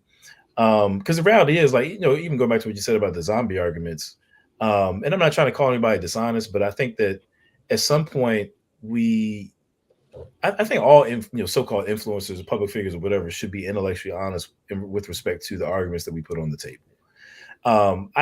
They can say what they want about Christians. They can call us dumb Bible beaters. We don't know anything, whatever. But I know for a fact that if Adam Coleman had been making a certain argument, you know, for however many years, and then I got, you know, openly debunked, or somebody showed me that I was wrong, I guarantee you that if I kept on making that argument, I know for a fact that UA will hold me accountable. I know that for a fact. I know that I would be getting DMs, inbox, like, hey, brother, man, you got to operate in truth. Like, we can't be using information that's false or unfounded. I know that I would be held accountable. When it comes to their community, you don't see that. Well, at least I don't think you see it enough to get rid of these zombie arguments anyway. Like, they still allow people to bring the same pseudo history, the same, busted arguments over and over again, and they act like it's the dopest thing ever. You know what I'm saying? It's like, come on, y'all. Come on, man. Recycling busted arguments. If I recycled a bad argument, BK Apologist would have 25 slides ready for me by the next time we spoke on the phone. You know what I'm saying? That next bodega, he would dagger me up. You know what I mean? I already know he had them slides ready. You know what I'm saying? But I mean, they got to hold themselves accountable too, though.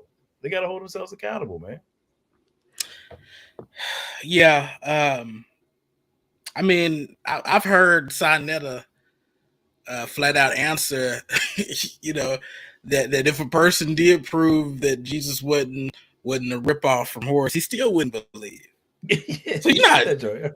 I'm flat out saying you're not dealing with intellectually honest people, okay? And then we have to make a distinction. Now, you gotta make a distinction between belief that and believe in, okay? Mm-hmm. So when we believe in God, it's we got the whole belief that, right? But to believe in, to have believing allegiance, that's a totally different story. That's a totally different story. That's recognizing that you serve under the lordship of the true and living God. You serve under the lordship. You have taken on the yoke of Jesus Christ. That's what it means to believe in. For Mandisa, I don't think that she would have a problem of believing that, but that believe in requires a changed heart. It requires a changed heart. So I don't know what happened or what's going on, but there are strongholds. Look, we live in America, and I'm not going to do a whole history on her or anything like that, or try to psychoanalyze anybody, anything like that. But of course, right. You have a lot of people out there like that, and they're probably looking at what's going on in America, what's going on in the world, and they do have some questions and things like that. And these questions, I think that there is no such thing as a dumb question. There's nothing wrong with having questions, but at the end of the day, it's like you said, you have to recognize your place and where you fit within the grand scheme of things. You do. No, that's a fact, man. And I mean, I think that she raised some issues that we should take seriously. Like, it is important. I think that to have a cogent answer, a coherent answer for the origins of the universe. I mean, like, we putting those kind of things on the table. Human suffering. I think those are important things to talk about. I think that any worldview that's worth its salt, if you will, needs to have a coherent response to the problem of evil. I don't think atheism does. I really don't. I mean, as much as he's brought it up over and over again. And the reason why I don't think that is I think that you can't even get off the ground to even enunciate what's wrong with the world until you're able to give some sort of grounding for the concept of wrong in the first place. I'm saying, like, or the evil that you're concerned about, or why humans have dignity, all those sorts of things. But, that being said, as much as those questions are important, when you come back around and at the end of the day, she's like, well, really all that don't matter anyway, because God can answer all those questions and I'm still not necessarily going to bow my knee to him. Well, now you just, you've told us that really, as you said, MJ, these intellectual issues really aren't, what's at the heart of this. You know what I'm saying? There's something other than the objections that you've raised that really is at the core of why she's essentially rebelling against God, And so I think, that's why, man, I love it. I mean, y'all know I love apologetics, man. I'll study philosophy and apologetics all day long, literally. I love it. But daggone it, man, we can never neglect the power of prayer, the importance of it. We can never neglect, the potency of just the gospel. I had a guy one time, and this was like way before I was in apologetics. I was in college. Man, there was a guy I was witnessing to. It was my freshman year in college. I'll never forget it. And it wasn't a long conversation. I just hit him with the gospel. You know what I mean? Just ended up boom, boom, boom. You know, and he told me to my face, he said, "Man, I will if God shows up in my living room in a burning bush, I will never affirm Christianity." You know what I'm saying? Like that. I mean, that's literally what he said, just about word for word. I remember he said, "If God showed up in my living room in a burning bush, I will not, be a Christian." That's what he said. I seen that guy 2 years later. He was saved. He said he had given his life to Christ. And he came up to me. He was like, "Man, you was right." And I didn't even know what he was talking about because I didn't even recognize him at first. He came, "Man, you was right." But somebody had preached the gospel to him. And there he was. Like, so, you never know. You know what I'm saying? People can be as adamant as all get out. They can have that Peter personality where Peter said, "Lord, I'll never deny you." And next thing you know, he denied Jesus. You know what I mean? Like, we are so unacquainted with who we really are, but God knows.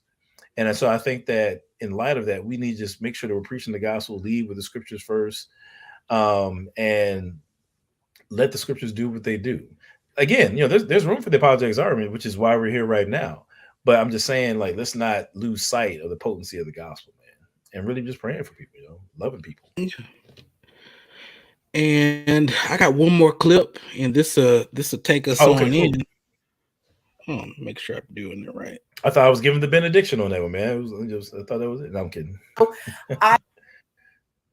You will be, but let's see here. Okay. To some outside entity. And so for me, that always stuck. Looking inside, finding that strength within yourself. And if if people actually look at some of the, like the ancient African religions or other religions outside of the big three, many of them actually incorporate that philosophy of sort of looking within and not necessarily giving all of your power and agency to something else. So they're more naturalistic in nature. So that again, that always stuck with me. And when I really started to examine, well, what is it? At one point in my life, I thought, well, maybe there's some sort of God out there, watching us, watching our every move, maybe looking into our bedrooms or whatever, right? So, but the more I thought about it, I said, well, there are some really horrendous things that have happened throughout time, that if this God really wanted to stop it, or if any of the gods wanted to prevent it, particularly the transatlantic slave trade and the trafficking of our ancestors, there was plenty of time for he, she, or it to have prevented that. So, that, again, those lessons and that education and that history just really, again, it stuck with me. And I just thought, well, there are so many different beliefs out there. Well, which one is right? They can't all be right. But so I really became comfortable with just putting them in that box of, okay, these are creations of the human imagination. Okay. And that this is what people may have believed at one time when there wasn't enough information. And also that this God, especially this Christian God, really isn't helping our communities as much as people claim. So, yeah.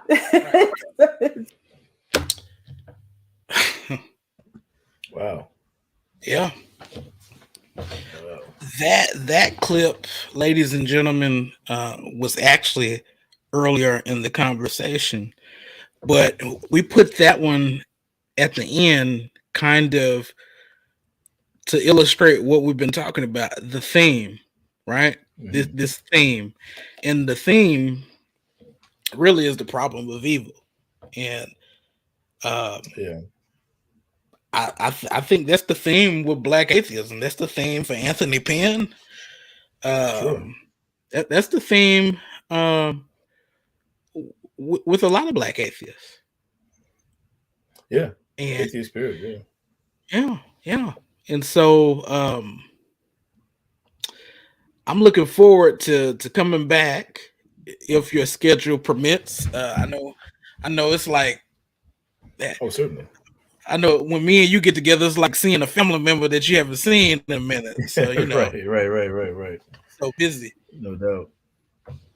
But you got Was that? Go ahead.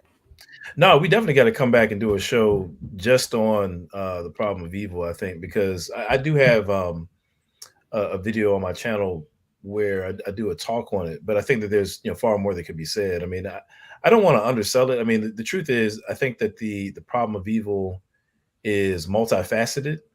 There's many different versions of it, and I think each version requires somewhat of a different response, at least to some extent.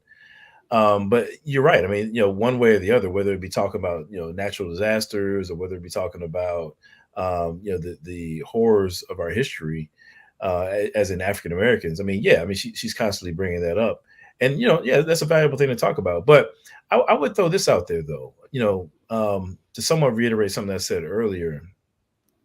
When it comes to atheism, I'm saying, let's say if you take God out of the picture, you really still haven't gotten rid of the problem of evil. I think I would argue that you've gotten rid of the solution to the problem of evil, right? I think that what you've gotten rid of is the main resource within any framework that's necessary to overcome the problem of evil. Because if there is no God, you still have suffering. People are still, the things that happened historically still happened. If there is no God, then it's still the case that we are saddled with that reality. But again, I think that you now have to contend with this notion of like, well, why does any of it even matter? Like, why did anybody that lost their lives or was oppressed, why did they matter? Why do those events matter? And I don't think that atheism can afford us a solid answer to that. You know what I'm saying? And I'm gonna say one more thing about it, because I'm trying to hold back because I know we want to do a whole show on it, but I'm itching to get at it just a little bit. But I will say this, right? And at the risk of sounding I don't know, just kind of too nerdy with it, I'm just gonna go ahead and say it. When you look at philosophical literature on the problem of evil, you run into questions about axiology. Axiology is that branch of philosophy, just like epistemology is a branch of philosophy. Axiology is that branch of philosophy that deals with what's valuable, right? Generally speaking, philosophers are going to agree that the good, moral goods are valuable. If they exist at all, if there's a such thing as objective good, then it's something that's of value, right? And I think that intuitively we get that good is valuable. Now, when it comes to God, what you have is the very grounding of good. Like he's not just good as in he's well behaved, but he's goodness. But given his eternal nature, his infinite nature, he would be what you consider to be an incommensurable good. An incommensurable good is a good that is just so good that can't be counterbalanced by any measure of evil. It's just like transcendently good, to which nothing could be compared. That's, if God exists, which obviously I believe he does, he would be that kind of good, just by, and we could argue that for the moral argument, things like that, but I'll keep this quick. Now, that being said, if you have this incommensurable good that has extended himself, to humankind in such a way that we can have an eternal relationship with him, an infinite, eternal relationship with him for all, from now till forever. And then when you counterbalance that with any evil that you want to name, the most horrific evil that you encounter here in this life is by its very nature is finite. I'm saying it's something that's fleeting. I'm saying like nothing in this physical realm, in this life, is eternal, just by the very nature of what this world is. You know what I'm saying? So any evil that you experience is going to be finite in terms of its duration, number one. And then number two, evil is less valuable than good, right?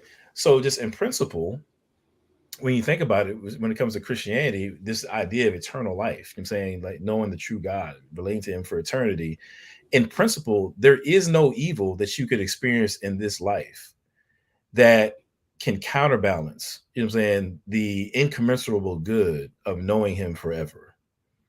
It just, in principle, that's impossible. It's impossible for there to be a finite in duration evil, which is of lesser value than good, that can counterbalance the incommensurable good of having a relationship with God forever.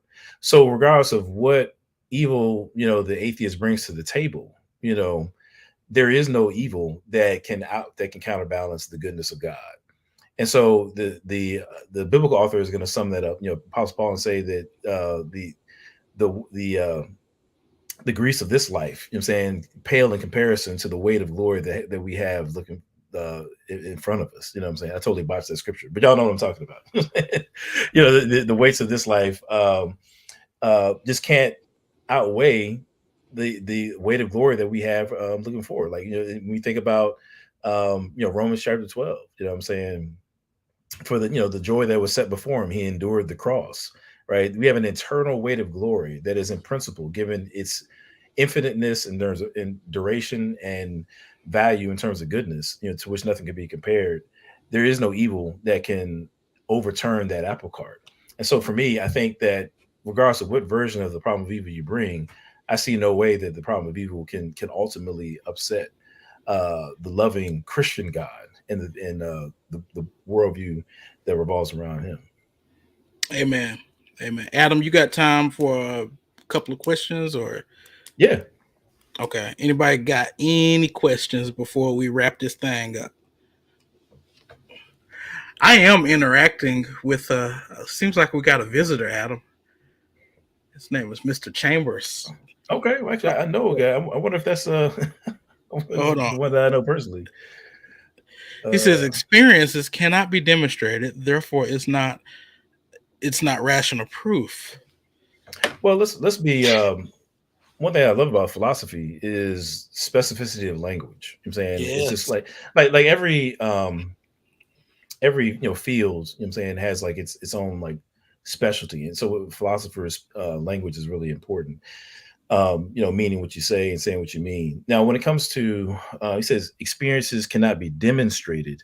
He would have to explain what he means by demonstrated, because like, obviously, like we talked about before with scientific experiments, I mean, really all those are is organized experiences. You know what I'm saying? So, you have somebody saying, or doing something to organize an experience. That's literally what that is. So that would be, and depending on what he means by demonstrated, to me, that's like demonstrating an experience, putting an experience forth such that it can be seen and validated by somebody else. So if you're saying experience can't be demonstrated, I don't know what he means by that. But as far as it's not rational proof, yeah, I agree. You know what I'm saying? And so I don't think that I would use the word proof at all tonight. And I just about never do. You know what I'm saying? Because typically the only time we're going to use the word proof is if we're talking about like mathematics after you have certain established axioms, to work from. But now that being said, we will use terms like evidence. I believe that something can be evidence in the sense that it's a piece of data that one can put forth that makes it such that affirming a proposition, is rational. I think you can use the term evidence. So I don't know what he mean. Maybe he can rephrase what he's trying to say, but I think he might have. I think what he wants to say is experiences cannot be evidence. Okay. And therefore not rational, because once again, you got to be careful when you use the term proof. But I think that's what he wants to say. But here's the thing: if you go around, if you take that to its logical conclusion, right? If we doubted all of our experiences, we could never get off the ground to know anything. Oh, absolutely, yeah, exactly. You fall into radical skepticism, yeah. And that is the heart of absurdity and ridiculousness. You can't know anything if the default is to doubt everything. Yeah, I mean, exactly. So to your point, if he believes that experiences cannot be evidence, then I would wonder, like, as he's experiencing listening to us right now, does he believe that his experience of listening to us right now is evidence that he is indeed listening to us right now? If he doesn't believe that experience is evidence, then he would have to say that his experiences, like whatever, like him hearing us talking, it doesn't count at all towards whether or not he's actually hearing us talking or not, which is nonsense. That's a form of radical skepticism where you end up shooting yourself in the foot. You know what I'm saying? So, yeah, unless he can rephrase what he means, I don't know what he's, maybe he can make it more clear. Yeah, I don't know. And it's all right. Look, if I misspoke for you, I'll let what you said stand. And if you're saying experiences cannot be demonstrated and therefore not a rational proof, it doesn't make much sense. If I wasn't, I'm trying to be charitable, but it sounds like he Yeah. might be listening to too much Matt Dillahunty, because that's something Yeah. that Matt Dillahunty says all the time. Yeah. And I'm not even trying to diss Dillahunty, but it's just that's not true. I'll put it this way: I don't think that I would encourage him to think that through before like really standing on it. If he's saying that experiences cannot be evidence, again, he initially said experiences can't be demonstrated. He's going to have to explain what he means by demonstrated. I don't know what he means by that. I really don't. Experience is personal. Okay, no, I mean, of course, I'm having a personal experience with Adam Coleman, of course. Right. So here's the thing. Now this raises an interesting question. So he says we know well what he's saying, but the fact of the matter is, I debate with a lot of atheists. Like, I'm constantly going back and forth, and so they'll say that exact same thing that he said, and they'll mean it in different ways. And so that's what I'm saying. Like he would need to clarify what he means. Because it is the case that we encounter that same statement, and then people, when you try to engage it, they mean it from different vantage points. So I actually don't know what he's saying. I'm really not playing. I'm not trying to be funny. You know what I'm saying? It's just different atheists use that in different ways. Now, with that being said, he says the experience is personal. I think that, again, I don't care what, if you're doing philosophy, science, history, no matter what it is, right? You can never escape the intersection between subjectivity and objectivity. I'm saying, like, you can never, like, that goes for anything. I'm saying, I totally agree. Experience is personal, because if you don't have a person, then there's nobody to experience whatever the experience is. So I totally agree with that. But that being said, just because an experience is personal doesn't mean that it can't be it can't fit within somebody's epistemic framework to count in favor. You're getting to that good stuff tonight. You know what I'm saying? It's to count in favor of affirming whether something is true or false. You know what I'm saying? And so I'm simply saying that, the experiences are personal, but they're also valuable in terms of how we come to know truth. Maybe I can put it that way.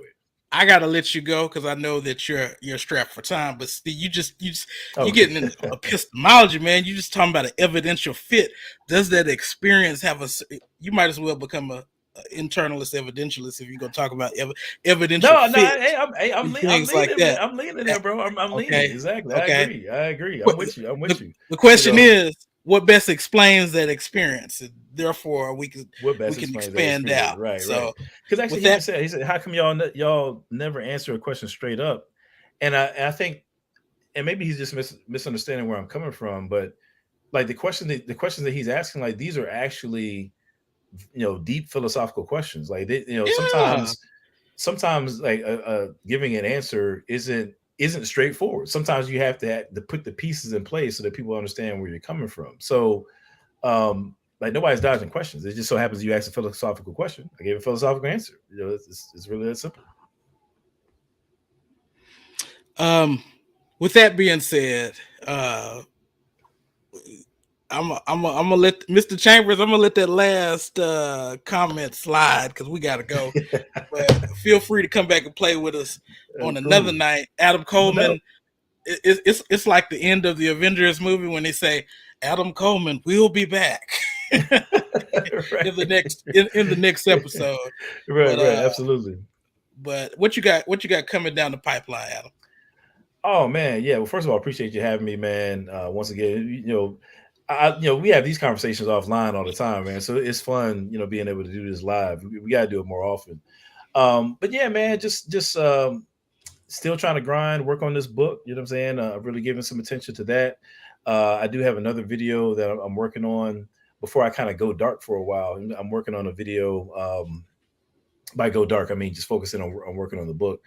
I got some coming out in regards to abortion and also some of this Hebrew Israelite stuff that we've been seeing. I'm got something out coming maybe within the next week and a half. I got a video coming out about that.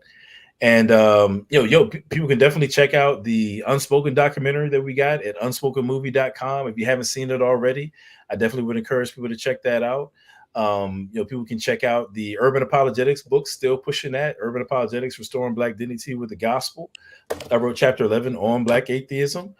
Street Apologetics is out there. You know what I'm saying? Shout out to all that. And matter of fact, just, there's so many books, coming out of the apologetics community. I hope people recognize how special this is. I'm thinking about guys like SOC, Vocab, Tyrant Laws, Rashad Armand, all these different authors.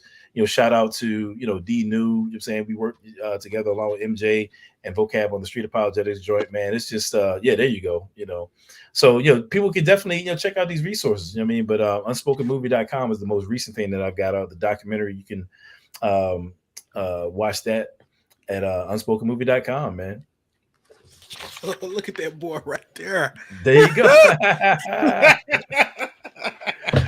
What is that? Oh my goodness. All right. So yeah, me and Adam we'll work out the details and we'll come back and deal with the problem of evil. I also want to get Adam to come back and let's just have a free-flowing conversation about epistemology and philosophy. Okay, cool. Yeah, anytime. Maybe Adam can get in on a freestyle Friday. We can mix it up.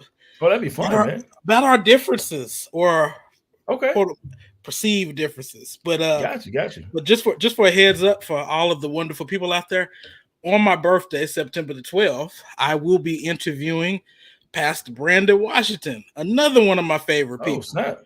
I like talking to Adam, and I like talking to Pastor Brandon Washington. Heavy hitter, bro. So these are my two people that I enjoy talking to, even though I only talked to him once. But I had to let him go. But he's going to be coming on September 12th. We're going to be talking about public theology, right? The pastor, the Christian apologist, as a public theologian, right? So we're going to get into that. Beginning with apologists in Detroit. We're going to be getting back to our Freestyle Fridays. So y'all just stay tuned. And if you haven't subscribed, please hit the like and go ahead and subscribe. I'm on a little bit of a crusade to get these subscriptions up. But hey, I get it. This channel might not be for everybody. Just want to thank our atheist friends for coming out tonight, and feel free to come back. Adam, you got anything before we go? Oh, no, I got nothing, man. Just, y'all know what it is. Love God, love people, take care of things God blesses you with. That's my tagline. You know what I mean? Peace.